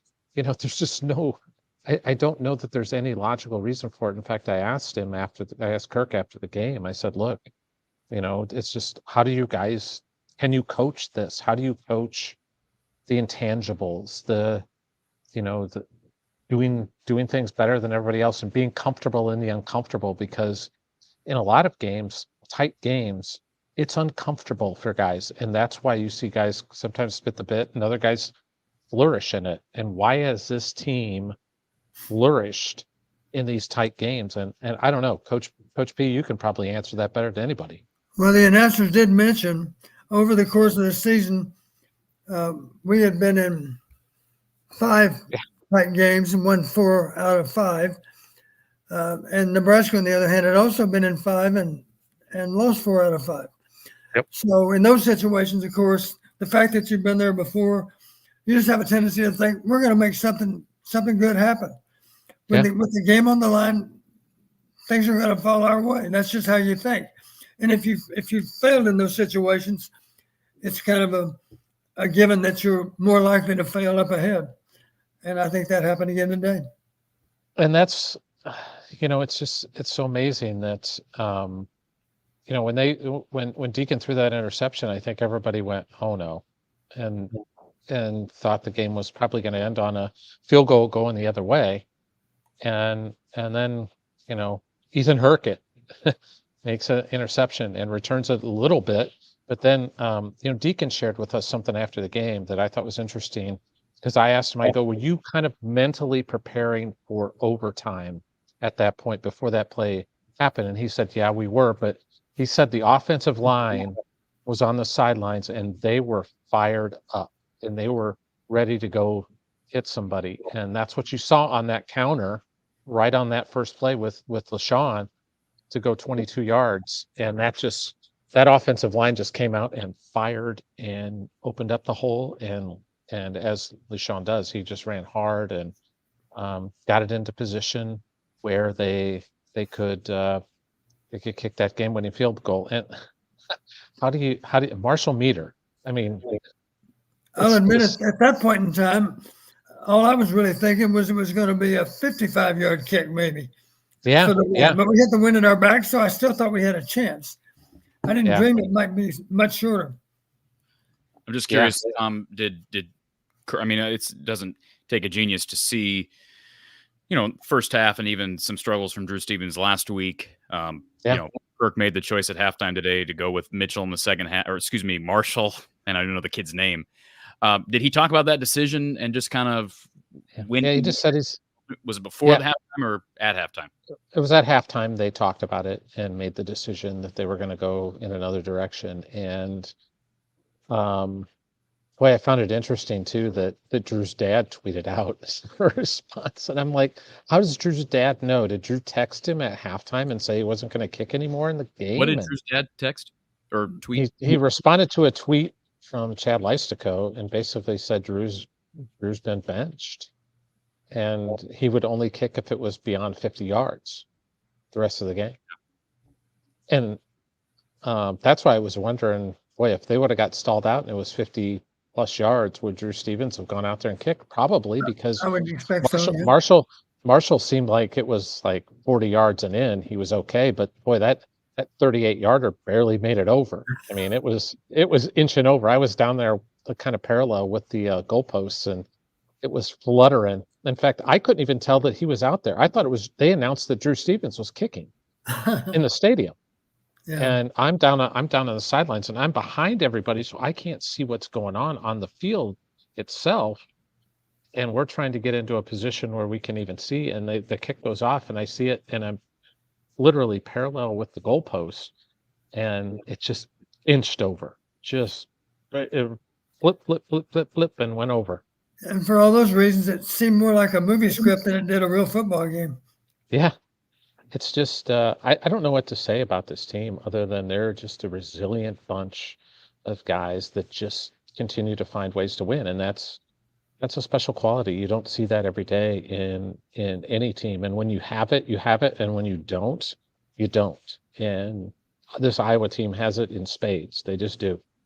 Never say die. Yep. Mr. Veteran Hockey asked the same question that somebody asked earlier. How can a kicker have a bad day? Quarterback continue receptions, keep rolling with them. Well, he only threw one. He threw a big one, but you're right. Yeah. He only threw one. I thought the decision was rather curious first of all, you had the simultaneous timeouts called by Nebraska and Iowa. They end up charging Iowa with the timeout. Had Nebraska been charged with the timeout, I think it's an easy decision. You take a knee and you head to overtime. And I was still surprised, even though Iowa got the charge of timeout, left it a timeout on the board for Nebraska, still surprised that Kirk Ferentz opted to take a shot there. Were you surprised at that, Tom? I was. I thought maybe, and and Coach, you'd probably know this as well as anybody, but I thought they would run like a little screen or something like that, to just kind of, if you pop it, you pop it. If you don't, it's low risk. Right. But if you And can we get can a beat them in first down or overtime. something, yeah, then Yeah. you just, I didn't think they would try and do something down the field like that. Yeah. Well, here's the thing that stuck in my mind. It was 3rd and 12 on the -25. Iowa throws the interception. Very, very poor spacing between the receivers. You had a couple of receivers that were right there, almost close enough to touch hands. So we had poor spacing. That's part of our problem. The ball still shouldn't have been thrown, of course. And we're just fortunate that it didn't cost us. We really Yeah. are. By the way, one other comment. Go My ahead. immediate concern about him throwing is simply, what about a strip sack? What about a ball coming out and pick up a fumble for a touchdown, or at least they're in field goal range? That's what I was more worried about than an INT. And the play But previous, let's face it, the play previous, it looked like Deacon might get stripped because, again, the clock seems to move a little bit slower in the pocket for Deacon, and he gets hit and he held on to it, but he's had that bugaboo of kind of coughing up the football. And by the way, I saw something today that and Kirk went on a long rant about officiating. He's still mad about the Minnesota game. Still mad. Postgame was after the officials again. But how do you review a play after another play has technically been run? They called a offsides, false start. But then they went back and reviewed the play before to see if he made the first down. How do you do that? Here's another thing that's kind of an odd rule. You can't do that. I don't know. I'm not sure. I do know this. Let's talk about red zone opportunities. Imagine you're on the 18-yard line based on your previous play. Now you're on the 18-yard line. That's in the red zone, right? But if you false start in the red zone, now you're on the 23-yard line, and officially that is not yet a red zone opportunity. So you have to actually snap the ball on or inside the 20 for it to be a red zone opportunity. Maybe the same thing applies out on the field, but you just haven't seen it though. Going back and reviewing it after there'd been, at least you could call it a stoppage of play, right? They blew the whistle because of a false start. Yep. So let's face it, that down's gone, or that snap's gone. I'll say it that way. They didn't snap the ball, but we blew the play dead because of the false start. So how can you go back and review it? News to me. I didn't know you could. I didn't think you could. It just it makes no sense to me. But what are you going to do if it was ruled a first down? Then is it 1st and 15? I don't know. Yeah. Good point. I don't know. I don't know how you adjudicate that, or do you just does that eliminate the false start? Are we saying the false start never happened? Because it did happen. It happened. Yeah. I don't know. It's safe to say this is not our A-team crew. This is a different crew. The A-team crew incidentally should be in Ann Arbor for tomorrow's game. Hey, so I've got some injury updates, or at least no updates really from Kirk. Asked about Caleb Brown, and he's hopeful that all those guys, Deontay, Caleb, all those guys, that Jennings Dunker, he's hopeful to have an update on Monday or Tuesday on them, but I don't know if we'll get him back or not. We'll see. But Logan Jones didn't play today. It's just, what do you expect? Everybody's going to be out. It's just, and they just keep going. And I know I mentioned it earlier. I saw somebody in the chat bring it up. It does sound like Drew Stevens is potentially dealing with a groin injury from midweek, but I don't know that that's what caused him. And somebody brought up the follow through. I didn't notice any change with his follow through on his kicks, but he had an extra point blocked a week ago. So he's just struggling right now, and I don't know. Do you guys remember like Chuck Knobloch or Steve Sachs in baseball? Remember those guys? Corey, you're probably too young, but they were both second basemen, and they had troubles just making easy throws from playing second base to first base. They couldn't make the throw, and you just kind of get in a mental block, and I wonder if Drew's kind of going through something like that right now, where he's just kind of got a mental block. I was watching him really closely pregame because of the wind in the stadium. I was trying to see what the wind was doing, and the one end that he was kicking at a lot, when he would kick it high, it would just kind of float and die. So he was trying to drive it more, and I wonder if that got in his head pregame, that boy, I've got to load line drive it to make it cut through this wind, because when you would kick it high and it would float a little bit, it would push it to the right. The wind would Yeah. push it to the right, and I wonder if he was just like a golfer trying to cut through a wind. He's just trying to hit a I low think there's line probably drive. some truth to what you say. Now, the other block was on the other end of the field, though, right? Yep, it was. So I Just made the comment earlier, Tom. A lot of kickers will tell you, you hit the ball the same way, whether it's a PAT or a 55-yarder. I don't know if I can buy that. Obviously, a 55-yarder's got to be a lower trajectory. But there's a lot of argument to get the ball up quicker on PATs, of course, or chip shot field goals, because distance is never going to be the issue. The question is it between the uprights, and does it have enough elevation to not be blocked? I will say this. Let's remember something, that Drew got here. He's a sophomore, got here a year ago, really struggled in the spring, and that was well documented, and really came on in the summer, had a tremendous year last year, did not miss an extra point. I think went 16 of 18 field goals a year ago. I expect him to be back. I still think he's the future at kicker. Like, just a couple of games he's off. Dude's got a heck of a leg, and I don't know what's going on right now. Like I say, it's unfortunate. But Every player goes through it. Every player goes through it, and Nate Kading went through it early in his career too. And you got to just fight through it and be mentally tough. And I'm sure Drew will manage this, and he might be dealing with some stuff, but I'm more concerned that he's texting his dad at halftime. You can't be doing that. You can't do that. I don't think he was, because that was out there prior to that tweet from his dad. But I believe there was some communication between Drew's party on the field with Drew out of halftime. So I don't think anybody's texting, but it was wild to me that his dad knew what was going on, and he was right about what was going on. But I was just like, oh man, that's not a good look. Yeah, and I know Drew's got a camp there every game in each road and at home. Tom, anything else that we missed from Kirk's presser that we need to hit on? I mean, you mentioned injuries, and obviously we'll wait to see who they play. We'll find out tomorrow after Ohio State Michigan on national television. But it's going to be an interesting week leading up to another Big Ten title game.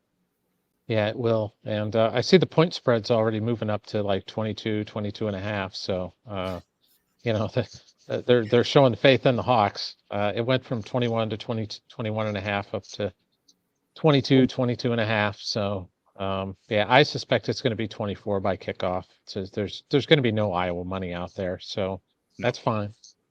That's fine. Worse than 21. Worse than 2021. Anything else for Tom, Don? I do have one question, Tom. Sure. Was there any comment at all from Kirk? We know it was Kirk's decision to switch kickers. Did he solicit LeVar's recommendation? I wonder. Yeah, he didn't really say specifically. I think he said they talked, so I'm sure that was kind of the decision that they both reached kind of unanimously, that we need to kind of move on from Drew, at least for today. And I'm sure they'll go right back to him next week, though. I'm sure he's going to be the kicker in Indianapolis, unless he's hurt. I agree. And he should be. I mean, you got to just keep going out there and keep getting after it. And he's a good kicker. He'll figure it out. He will. And the only reason Marshall's here right now is because of the betting stuff with Aaron Blum. That's Aaron Blum. Yeah. How about that? That's what the craziest part of the story is that I forgot about that. They won a game because Aaron Blum bet on the Hawks. I would think it'd be hard to find a situation similar to this anywhere, Tom, where a guy has never seen the field for his team all season. The last game of the season, he comes in on the road and kicks a game win. I just don't know that that's ever happened. But it's sort of the only way that happens is with this Iowa football team. Yep. That's just the way this team has been built all year. just crazy things happening. Ethan Herkett with an interception, a defensive end playing zone intercepts a pass. I mean, where else does it happen? Let's give a little credit to the play caller there too, because that defensive end that dropped back over the ball was supposed to do that. He was told to do that by the call, by the huddle call. I thought Phil really blitzed a lot today. He was bringing Castro all the time, and it kind of bit him in the butt a couple times. Well, one time we remember very well. Yeah. One time, that time it did really badly, and that's just they had that was kind of like a quarters beater kind of play, right, Coach? Well, they ended up, Deshaun was in single coverage against that number 2 receiver, and he was beaten to the post, and it was over. Had no help. Yeah. The bottom line, we hardly ever line up in the equivalent of 0. It wasn't 0, but we were comboing with our safeties on the inside receivers. So the inside receivers were doubled, but we had no help for the outside defenders or the slot defender. And Deshaun happened to be the perfect call for that situation. Yep. Well, guys, I better get running here. I got to hit the road soon. So, Tom, safe travels back home. Yep, safe Good travels to see you all guys. the way across the state of Iowa. You got the border-to-border trip back home. I got a little drive ahead of me. So, we'll thanks, talk to you guys. next week. I'll talk to you this week. Appreciate Tom Kakert. HawkeyeReport.com. Lots of coverage over there, and his guys will be covering the basketball tonight as well. Connor with the super chat. Thank you, Connor. Matt Rule postgame said he had a fake planned. Why would you fake a field goal from 58 yards into the wind?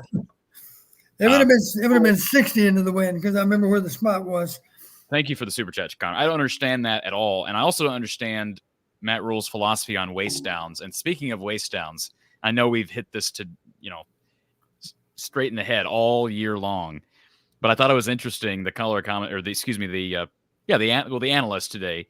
I don't even remember the guy's name, but he made a comment on 2nd and 1. Iowa ran for 2 yards on 2nd and 1, and he said, and I quote, "Seemed to me like Iowa had a free down to get a chunk play there." And what do? They run for 2 yards, Don, on 2nd and 1. At that moment, I liked that analyst a little bit more. I agree. What a perceptive man. Colloidal, appreciate this. Reminding everybody, please hit that like button. We've got about 800 people watching on our 2 channels right now. Hit the like button. This was a while ago. He said 515. We're up to 800 approximately between the 2 channels. Hit the like button below. Subscribe if you're not already subscribed. Lots of coverage coming, not only the rest of the day through basketball, but into a championship game week as well. Kevin with the super chat. Thank you, Kevin. Fort Worth Hawkeye here. Great win. Great show. Thank you, Kevin. Question for Don. Where's your Dallas Cowboy hat? The sparkly one? I think Kevin's talking about the sparkly one from a week ago. It was returned to the owner, the rightful owner. All right, we're going to go a little bit quick on these next few calls, folks. So we'll go to our Iowa Smokehouse call-in line. We'll start with Alex. Alex, welcome to the show. Good evening, gentlemen. So obviously I'm going to go real quick. I crossed out a few things that I had noted. You already took away one of my notes about the announcers about the waist down when Iowa got a free play, got jumped offside, 2nd and 1, and they called it out. So, and then the last 2 things, I think Addison Estranga is kind of showing out that he could be another great tight end for Iowa. He needs to work a little better on the blocking. I know he had a couple missed blocks, but he had a couple good blocks this game as well. And then everyone's favorite topic is the targeting. I know the one on Jamari Harris got, they looked at that one, but there was a few more in the game. One against Caden Weegan on that kickoff where he got hit high, which is one of the definitions of targeting. So, Corey, you might remember, I know Dom would remember this, but I've heard some things of how to fix the targeting call. And one of the things I heard was if you remember way back in the day, there was 2 types of face mask penalties. There was the 5-yard and the 15-yard face mask penalty. Do you remember those type of penalties, Don? I'm not sure. You mean so there was 2 types of face masks. I don't recall 2 different face mask penalties, honestly. There was a 5-yard and a 15-yard. The 15-yard was the personal foul where you kind of rip the guy down. The 5-yard is like if you kind of like grabbed it but let go of it. Yeah. But then they did away with it and just everything's 15 yards because, with some of these targetings, I think just sometimes there's just a bang play like the one Iowa had against Minnesota, which they, overturned, after the game was over.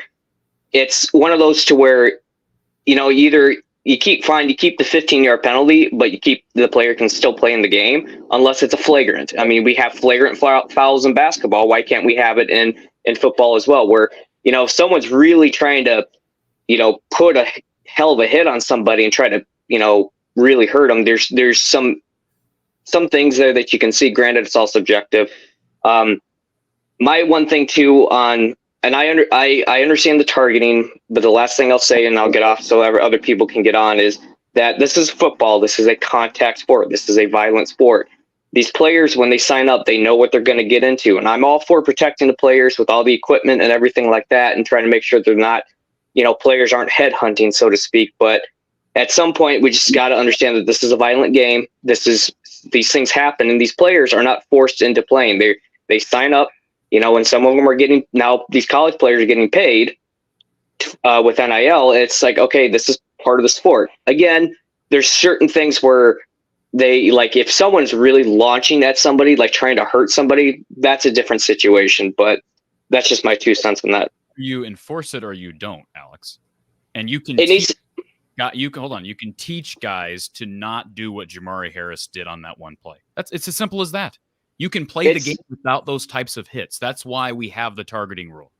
Need like that. You can train. Yeah, you can train like as a supervisor. You can train your people to do a process 100 times, and they do the process 200 times. 100 times they get it right, but there's 1 or 2 times where they screw it up. Yes. But and with football being such a fast-paced sport, there is things like that will happen now.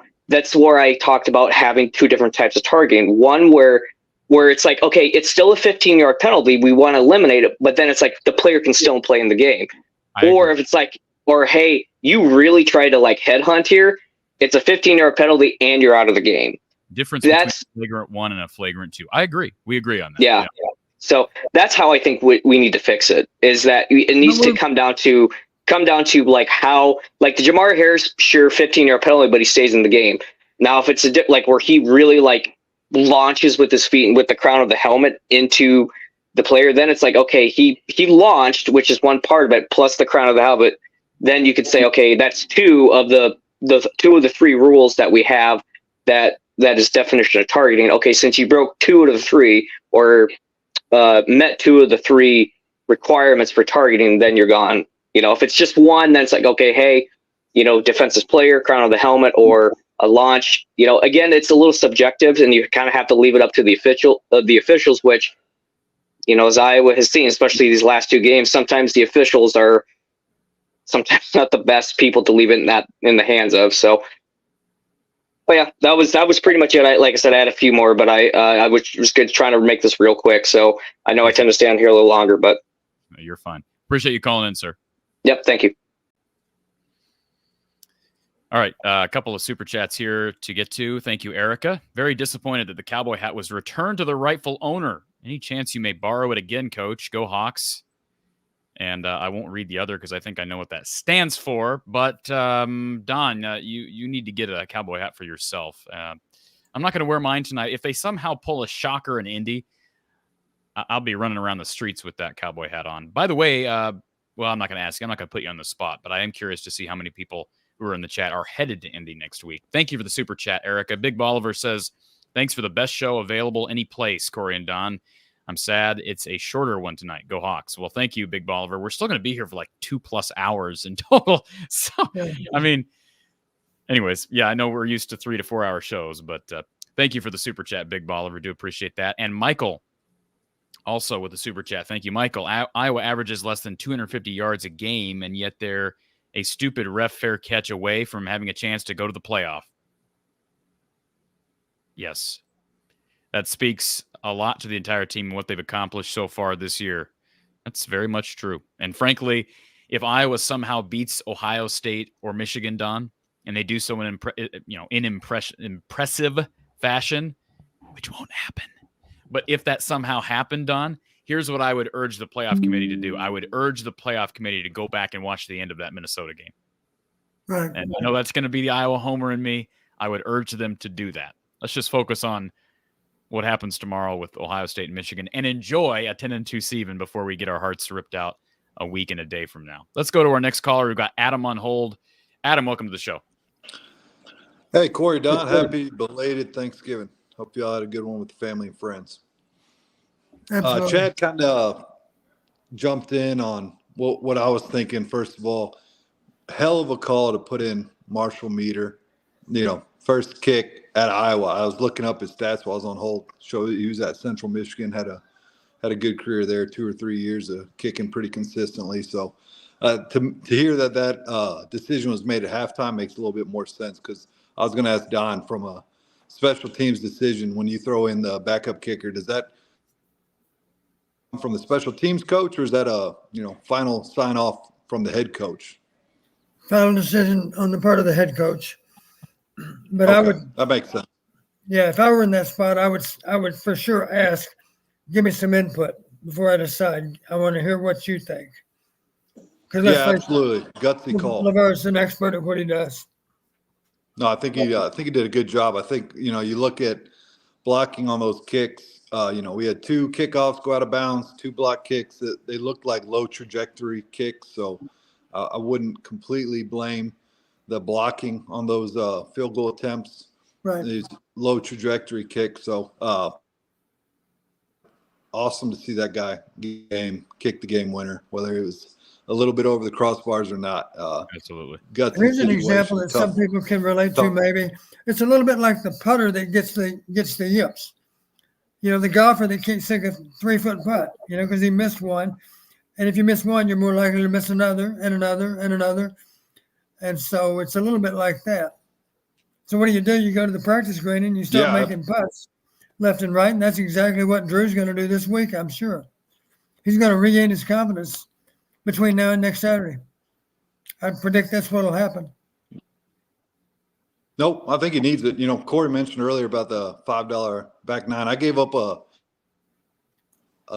18-hole course, 158 tee time to watch this game today. So I must be crazy, or just a out-of-hand Hawkeye fan. But I gave up a 70 degrees Texas weather to watch the Hawkeyes come down to the last minute. So I think it was a good rain check on that round of golf. But secondly, I was thinking of, and this is minutia, but at the same point, seeing Brian Ferentz on the sideline wearing a black hoodie, black stocking cap, clearly trying to make a point as far as, whether it's a death march to the end or he's not going to support the university. But university that's given him, I don't know what he makes, $900,000 a year for 7 years. He's made close to probably $7 million before taxes. And, to kind of, it comes across to me as disrespectful for a man that's been supported by the university, giving him all the opportunities in the world to have that chance to become offensive coordinator, run game coordinator, offensive line coach. I think he's a good position coach. He, didn't meet expectations as offensive coordinator, but it also kind of feels like a slap in the face from a Hawkeye standpoint, a fan standpoint, to see him sitting on the not wearing any Hawkeye gear, not representing the university from a position that, I know in the NFL you wear the wrong type of socks, there's the fine. If you don't do any type of uniform, what the expectation standard is, that they fine you, whether it's $5,000, whatever it might be. From a college standpoint, is there any rules in effect that you need to wear team apparel, official merchandise from the university? Well, if you're a Nike school, you're certainly not going to show up with Reebok gear, because you will get in trouble over that. I would hope that if it's been done, if it's a conscious decision by Brian, I hope that's not the case. It seems juvenile. It seems petty. Well, it's very clear. I didn't address it 2 weeks ago, but it's very clear that since the announcement came down, he has wore nothing but black clothing with no obvious logos. That is clear now. So I can't imagine that it's been done unintentionally, Don. And I'm not saying I don't understand some of Brian's frustration for how some of that was handled from people, I think, even above Beth Getz. I understand there's two sides of this whole thing. I think a lot of us, most of us, probably all of us agree that Brian needed to move on after the year. Some people have argued that it should not have been done when it was done during the season. Why that occurred, again, who does the blame fall on? I agree with Adam to a large extent. I just, it's unfortunate. You know, he's a Hawkeye, right? And I can imagine being in that position. I'd like to think that if I was in Brian's position, even though I'm talking out of turn here, if I was in Brian's position, that I would wear Hawkeye stuff and just bleed black and gold right down to the last second I'm in that office, regardless of what my superiors have decided to do. Right. I'm also, we're talking about clothing here. I'm muckraking. Clearly, I'm muckraking, but at the same point, he's cashed a check now for quite a bit for a large amount. Respect the university, respect the brand. You know, like I said, it's minutia, but at the same point, when he gets put on the cameras every 15 minutes with a dumb look on his face, trying to figure out what he should have done on that last third down. So it's just disappointing. The statement I was trying to make is, you know, we understand you're upset. You didn't want to be fired. You were given plenty of opportunity to right the ship, and you didn't do it. And I think they still, any other offensive coordinator, as we've seen throughout the year, would, given their, you know, pink slip in week after the game, and we've given you the opportunity to go to the Big Ten championship game, go to a, you know, January 1st bowl. We're giving you every opportunity to kind of stick it in our face and say, hey, look, you made the wrong decision. And for him to kind of go out there every day in his blacked out attire, it just comes across disrespectful. But it's either here nor there, but it's a conversation point I wanted to bring up. And finally, seeing the defense blitz to the right side on that right tackle side, I don't know if it was the field side or the short side of the field, but you kind of saw it there consistently towards the end of the game. They were kind of taking away Chuba Purdy's opportunity to kind of roll out to the right and make a game plan. I know Phil got a lot of heat for that first half, end of the first half, fake blitz from the kind of put him out of position to cover over the top. But I think you trust in Phil, as we say. 10 points against any team in the nation is a great game. He calls a great game, but I think some of those end of the game changes that he made were a big part in the victory. Putting the defensive lineman back in the zone, Herkett making the huge play. It's exciting. I think we're all excited to see what we can do.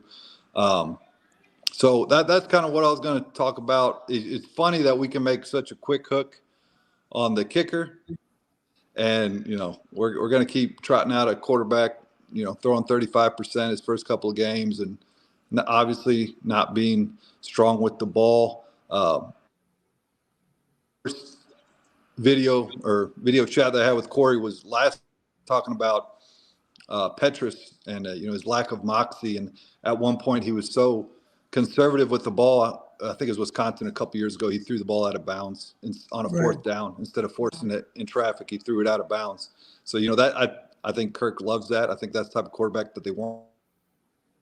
But for them to keep trotting out Deacon Hill, who's, you know, turnover prone, had a couple missteps today. The goal line toss to the running back as he was falling, it's great. Nice little in-game change up when he gets stepped on, not moving his feet well. But it was just surprising we can make such a quick hook of a kick that quick, but we keep trotting out a quarterback that's prone to turnovers for 6 games now, and they act like we don't have an option on the bench when we saw Labus win the Kentucky game, and Marco Lainez shows some opportunity there to grow. But that was kind of the point I was making. We're a quick hook on the kicker, but we'll let a quarterback trot out their 6 games in a row and not really show much growth. So appreciate the time, guys. I know you have a short time today, but go Hawks. Thank you, Adam. All good points, I think. Valid points from Adam and valid criticism. Corey, let me make one other point regarding coaching gear. I flash back on something I always told the players, and it'll make sense when you think about it. I always told them, if you don't look like your teammates with how you're dressed, then you're wrong. You know, we're a football team, and maybe you have an option of whether to wear black shoes or white shoes, you know, depending on the playing surface. But in general, you don't show up with a pair of gold shoes just because you want to look different than all your teammates, you know. I always used to explain to the players, I want you to look like everyone else on your team. And that's why we give you a unique jersey number, so your mom and dad can identify where you are out there on the field or on the bench, whatever the case might be. But there is an argument. Coaches always use that argument with players. You need to look like your teammates. This is not an individual sport. It's a team sport. So dress for success, which means wear the same playing gear that all your teammates are wearing. Don't show up with some kind of rogue outfit, because it's not. If you want to look different than everybody else, then be a tennis player or a golfer. Maybe they'll allow you to do it on a tennis court, but not in the football game. You need to look like your teammates. Scott with the super chat. Thank you, Scott Jensen. Agree with the comments about the value of the show. Keep it up, Coach and Corey. Thank you, Scott. Do appreciate you being here, and do appreciate your super chat, your contribution. Brian with the Venmo donation. He says, sorry if this has been covered. Just got here, but I think the play calling was terrible. First and second down runs followed by a third and long pass multiple times. Drew had a bad game. Brian didn't give him any help in the least. You guys are the best, and go Hawks. Thank you, Brian. I could see that perspective. There were a lot of runs on first and second down. I thought there were a couple of really well-timed calls. For example, the little shovel pass. I think maybe our previous caller brought that up, Don. I thought that was obviously a nice play call. It was kind of an option shovel pass, right? Where he's holding the ball, at least giving the illusion that he could either run or hand off to the back to his right. He ends up shoveling it to a stringer for the first down. They were better. There was much chance that Deacon was going to keep the ball. No, I agree, but there was. I will give Iowa credit. They were a lot better in the first half in general on critical downs. They came into this game dead last in the Big Ten, critical down conversion, including third down conversion, and they were a lot better, closer to, I think, 50% or better in the first half. Yeah, fair point. And also Chris with the super chat. Thank you, Chris. He says, thanks for a great season. Don, since you know Kirk on a personal level, I am curious as to what your thoughts are on if Kirk could retire after this great year. What motivates Kirk to keep going? You know, Kirk and I talk on a weekly basis, but it's always about analytics. It's never about what might happen at the end of the season. We haven't had any discussions like that. I do know that he and all kinds of other head coaches are frustrated with the transfer portal and NIL and a player's tendency nowadays to want to go somewhere else if things aren't going great. That's just a comment on young people today. I think they're more likely. You see this in high schools. You see a lot of students. I'm not just talking about athletes, but students. If they're a little bit unhappy at one school, they simply transfer to another school. In the old days, that really didn't happen so much. You know, you went to one school and you made it work. And I just hate that young people have a tendency to simply go somewhere else rather than confront a problem, address a problem, and take steps to solve it. So, in answer to his question, Don, you think we're good to get Kirk back next year? Is there a chance? Well, all I can really go by is what Kirk has already publicly stated. He said, I'm not ready to retire, and I hope no one's ready for me to retire, so I have every intention of coming back. He said that publicly, and I think we should take it for gospel, because Kirk's not in the business of trying to fool the general public. Thank you for the super chat, Chris. Springtime. This is Alex. Says, I forgot to add that targeting should be enforced on the offense too. A lot of running backs lower their helmet when running. I don't have a problem with that. I know some people wouldn't like that, but I have no problem with that if we're talking about protecting players. Thank you, Alex, for the super chat. And Eric, appreciate the super chat. Eric, this is spot on. Brian is protesting. Protesting what? Keep his job despite his obvious shortcomings? Fair points. By the way, we talked about critical downs, Don. How about this? First half for Iowa, they were 6 of 12 on critical downs. Second half, you want to guess what their number was? Maybe over? 1 for 7. Yeah. 6 of 12 in the first half, 1 for 7 in the second half. Clear difference on critical downs. I don't know if you saw something different that Nebraska was doing on critical downs. It seemed like pass protection got a little bit worse as the game went on. I thought play calling was maybe a little bit better in the first half. But, again, got the job done, whether that be credit to Brian and Kirk or whoever. You got to give credit to Kirk, certainly. And the offense was able to get down the field, put Iowa in a position for that game-winning field goal by Meter. We're going to have to hit this real quick. We got about 15 minutes left on the show. Let's go to our next caller. We've got Dave on our Iowa Smokehouse call-in line. Dave, welcome. Hey, how's it going, guys? Good. How are you? I'm doing good. Just having a good holiday in Minnesota. Okay. Just gonna make it quick. You know, I'm a diehard Gopher fan. But I'm gonna make it quick.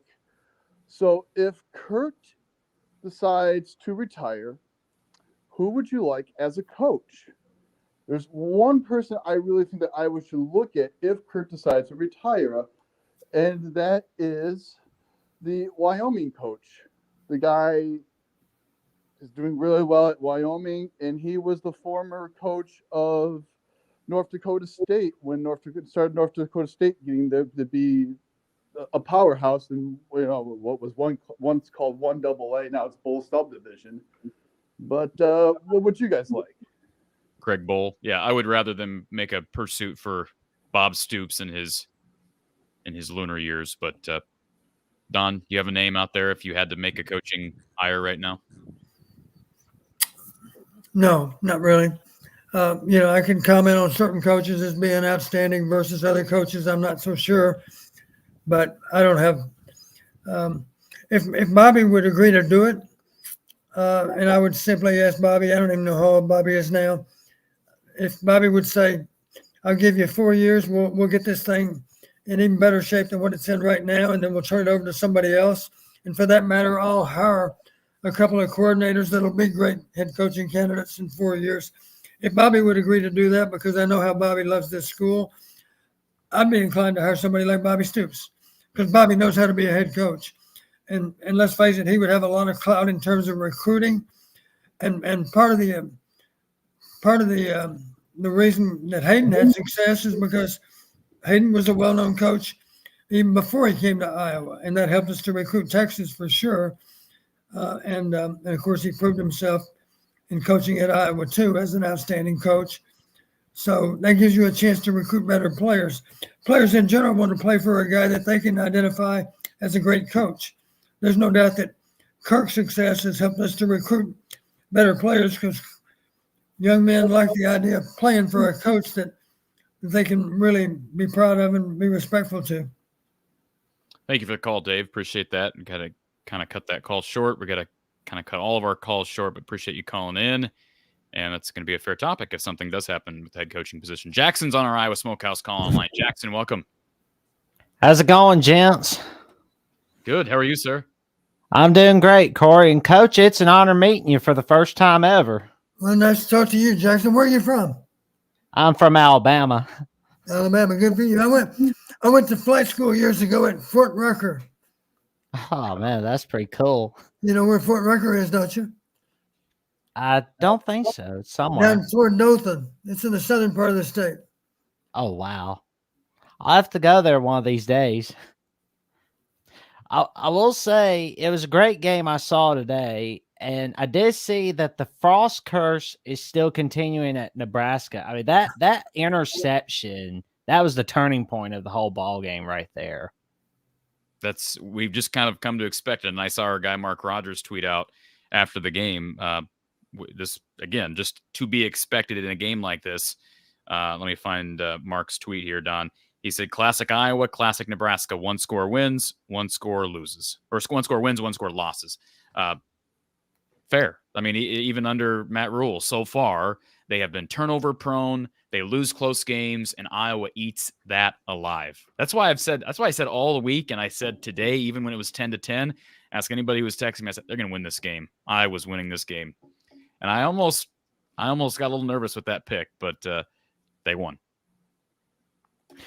Well, I will say, Coach, what does Iowa need to get better at going into the Big Ten title game? Wow. Thanks for the call, Jackson. I got to cut you loose here, but that's a We've good only question. got we've only got 8 days to solve it. I know. What do they have to do to? Well, from a kicking standpoint, we need to be sure that Drew Stevens returns to his old form. we need to continue to be as effective as we can in winning field position, which means here's another guy that needs to regain his old form. We haven't talked about it, but Torrey did not have a great day today. And I realize he's punting into the wind sometimes, but the ball wasn't carrying very well. And I know it's a cold day and all that, but it was an off day for Torrey too, except for Holding. Holding, he was more than worth his weight and go just with his ability to put a ball in position to be kicked. But it is a cold day, not making excuses, but that could explain some of the struggles from Drew and Torrey. It was a cold day and that ball is rock hard. True.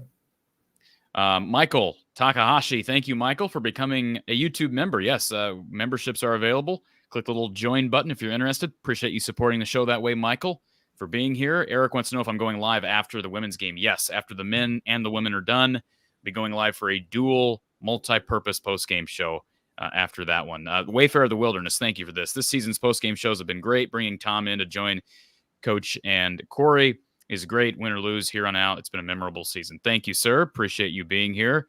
And let's go back to our Iowa Smokehouse call-in line with Kyle. Kyle, welcome. Good evening, guys. What's up, Kyle? Another typical Hawkeye win and another typical Cornhuskers loss. You wouldn't have it any other way, right? I know. First thing real quick before I get into Iowa. Matt Rule was 5-3 at one point in this season. He's now 5-6. They didn't hit bowl eligibility. They had 2 non-conference games that were basically freebie wins. Their other non-conference game was against Colorado, who turned out to be not very good. I know I'm not advocating for him to be gone or anything, but how do you evaluate that first year? Because I certainly thought they would be a little bit better, and I think moving forward they will be better too. But how do you evaluate his first year? While you're thinking about it, Don, let me just say something. I have a lot of respect for Matt Rule based on what you've said, Don, based on how I know Kirk Ferentz views Matt Rule. I will say this. I am confounded by his viewpoint of waste downs as well. That's just one thing. I was confounded when he made his comments earlier in the year about waste downs, and he is in the minority. He and Brian are in the minority. I just want to make that clear. So I was a little bit surprised by that. I'm also surprised by a couple of different decisions, including a couple of gaffes, one of which cost him a timeout there, where they would have been to call a potential fake field goal from like 60 yards into the wind. I don't understand that. There's some things about Matt Rule that I don't quite get, but he's a breath of fresh air compared to Scott Frost. Don? I agree. He's a man I can respect, and I'll say I didn't have nearly as much respect for Scott Frost. I agree. I think, what an incredible regular season with the 10 wins. I was looking through some numbers. So I didn't end up sending it to you, Corey, but I had a little spreadsheet I was working on about 2 weeks ago, right before the Rutgers game. And it was absolutely crazy to me because I put up the numbers of Iowa this year prior to the Rutgers game. The reason why I didn't send it to you was obviously the Rutgers game altered all the stats favorably, right? But I had a spreadsheet with all the numbers on it between it was comparing Iowa this year versus Northwestern's 1-11 offense the year prior. And you basically couldn't tell a difference between the two teams. And that Northwestern team had 1 win. This Iowa team has 10 wins. I think one of the other really confounding things, even if you compare, because Iowa's obviously been doing this for a little while now, the last really 3 years in a row have been bad offensively, and they've still managed to win in 7 games last year, but 10 games in 2021, 10 games this year so far. Iowa if you go back to 2021, they had an offense that the offense gained, I think 55 yards a game more, and they were plus 12 on turnovers, that team was. This Iowa team is minus 3 on turnovers this year. And even last year when they went 7-5, they were plus 6 or 7, I think, on turnovers. And maybe that minus 3 may be before the Nebraska game. I was looking at it on ESPN. So maybe it's minus 1 after today. But either way, very uncharacteristic of them to not only lose the turnover battle, but also to have so much winning. Really, a season should be 11-1 when they're minus on the turnovers. Does that what's your reaction to that stat? Pretty incredible. I think pretty incredible. They've managed to overcome that. because they average even less yards than they did last year, and they're 10 turnovers worse basically than last year, almost 1 turnover a game worse. Let me talk about turnover margin as it relates to this game. Here's what you're not aware of probably, and I only became aware of it after I turned in the analytics. This much I did know. All 5 teams that had beaten Nebraska in conference play, all 5 had won on turnover margin. The unusual aspect of that, when I looked at all 8 games, the other 3 teams that lost to Nebraska also won on turnover margin. Here's what will surprise you, though, Kyle. Maybe a little bit will surprise you. There were 5 of those 8 games where, believe it or not, the opponent was only +1. They won on turnovers, but by the smallest possible margin. 3 of those 5 teams actually lost to Nebraska, even though they were +1. Yeah. The other 2 won, and obviously the other 3 teams also won. They ended up 5-3, right? I'm sorry, 3-5. 3-5, and then 5-7. 5 teams beat them. My point is, 8 teams beat them on turnovers. But here's the difference, and I made sure that the coaches understood this. I said being +1 is not enough. You need to have the mindset. We need to win on at least +2. Need to be at least +2 in the game to win, because +1 this year, Nebraska in those 5 games, when they were only -1 as a football team, they actually won the game. They won 3 out of 5 games when the opponent was +1. So my message to the coaching staff was +1 is not good enough. You need to be +2 or better. And isn't it ironic, Corey, that we were in fact +2? That was the final margin. And there were a lot of plays in this game. I thought right. Plays, +1 doesn't get it done. You get better. Yeah, I thought there could have been 7 or 8 turnovers in this game. I mean, Chubba Purdy just blatantly dropped the ball on the one play, and Iowa had 4 or 5 chances at it before the Nebraska player picked it up. You know what's interesting to me about Chubba is he said he doesn't know how to carry a football even. He's running around waving it around like it's a Christmas ornament or something in his hands. He runs even when he was scrambling, like he never really, to me, tucked the ball and turned into a runner. He held the ball with 2 hands like he was still going to throw. Ball security. Yeah. And in that regard, here's how I'd look at it. In that regard, I blame the coach. You know, the coach got to change that. It didn't change yet, so that should be on the coach. You got to do a better job of coaching him, because that's no way to carry a football. Yeah, absolutely. Kyle, I gotta let you slide. Hopefully you're calling later, but we got basketball ahead. So okay, no problem. Sounds good, sir. Thank you. Talk soon. All right, couple things. I've had a few in the chat. I saw Erica was on here. She just jumped off. So we're going to look at our I'm going to kind of guide this, Don, because I've got about 5 minutes before I've got to get this basketball game on. Rappers and Rabbis, question for Coach Don. How do you prepare for a team that you know is a lot better than you? Is it different than business as usual? Don, give me a 1-sentence answer to that. 1-sentence answer? Prepare to throw the kitchen sink at them. It's a good one. I love Mitch in the chat. He says, Brian Ferentz should wear Iowa State clothing with how you treated him. Oh. Kirk should leave, and so should this commentator. I think he's talking about me. Yes, they should be absolutely outraged. Outraged, Mitch. I'm just as outraged as you are. All right. Jack in the chat. Coach, what would you do if you were Iowa's OC to beat Michigan, Ohio State? I think we just answered that. Throw the kitchen sink. Rick, I love this comment here. Heard a rumor from the Cornhuskers that they're going to the Family Bowl tonight for pizza and loads of fun.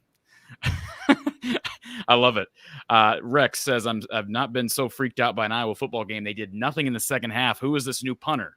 Did Stevens get benched? Well, first of all, Rex, there was no new punter. It was still Torrey Taylor. Stevens did get benched, and it was Marshall Meter, the transfer from Central Michigan, that came in late.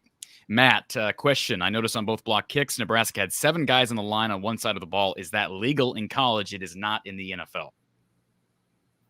I think it's, for what I know, it's perfectly legal. Charles says, what's up with Caleb Brown? I see Jeremy. What's with Caleb Brown's injury? Sounds like potentially he'll be back next week. He was on the field late. today. BJ says, it's funny that Iowa fans complain about not being aggressive, and then when we are aggressive, you complain.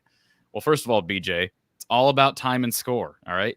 3rd and long with Deacon Hill at quarterback and on the minus side of the field is not a time, in my opinion, to be aggressive when you've got overtime looming, and that almost cost them. So it's not just a matter of are you aggressive or are you not. That's what's so one of the big problems with society, Don, is everything is so black and white. And I'm not just talking about BJ, but everything is black and white. You can't have it both. There's no balance. We always talk about balance. There's no balance. MC says, how can we watch the Iowa women's game? It's on flowhoops.com. You got to spend like $30, but I'm probably going to do it because I do a post-game show. Christopher says, any predictions on the score for the Big Ten championship game? I will be coming out with that later in the week after I see who wins the game tomorrow. Jet Pilot, what are the opinions on the timekeeper not starting the clock? A blunder that I would think could have been corrected, but it was not done. Well, I blame the officials. There's one official for sure that should have been able to detect the fact that the clock had not started. And he should be held accountable for not doing his job as well as he needs to. Williams says, Coach, should Iowa approach the championship game with business as usual approach on offense or be as unpredictable as ever and see what happens? We need to be more unpredictable than ever. Yeah, I agree. Cyhawk C Money, Don, is Michigan prone to exhaustion or fatigue from this constant barrage of controversy? I don't think so. I think it's their rally cry. I think they'll use it all the way through, however many games they end up getting to play. And Erica, final super chat of the evening. How could Brian dare not wear Iowa gear? I mean, there's nothing else to worry about, right? There's a little bit of cynicism, sarcasm, I think, there from Erica. Erica, thank you.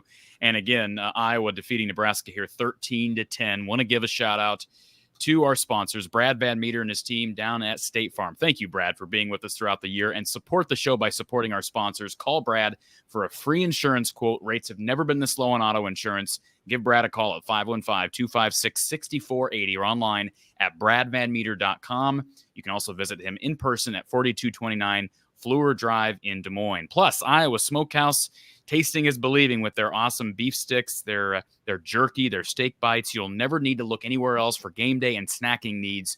Use the code Hawkeyes at iowasmokehouse.com for 15% off your order. You'll get free shipping, on $50 orders. Iowa Smokehouse, tasting is believing. Also want to thank RTI Threads. Been talking about them all season.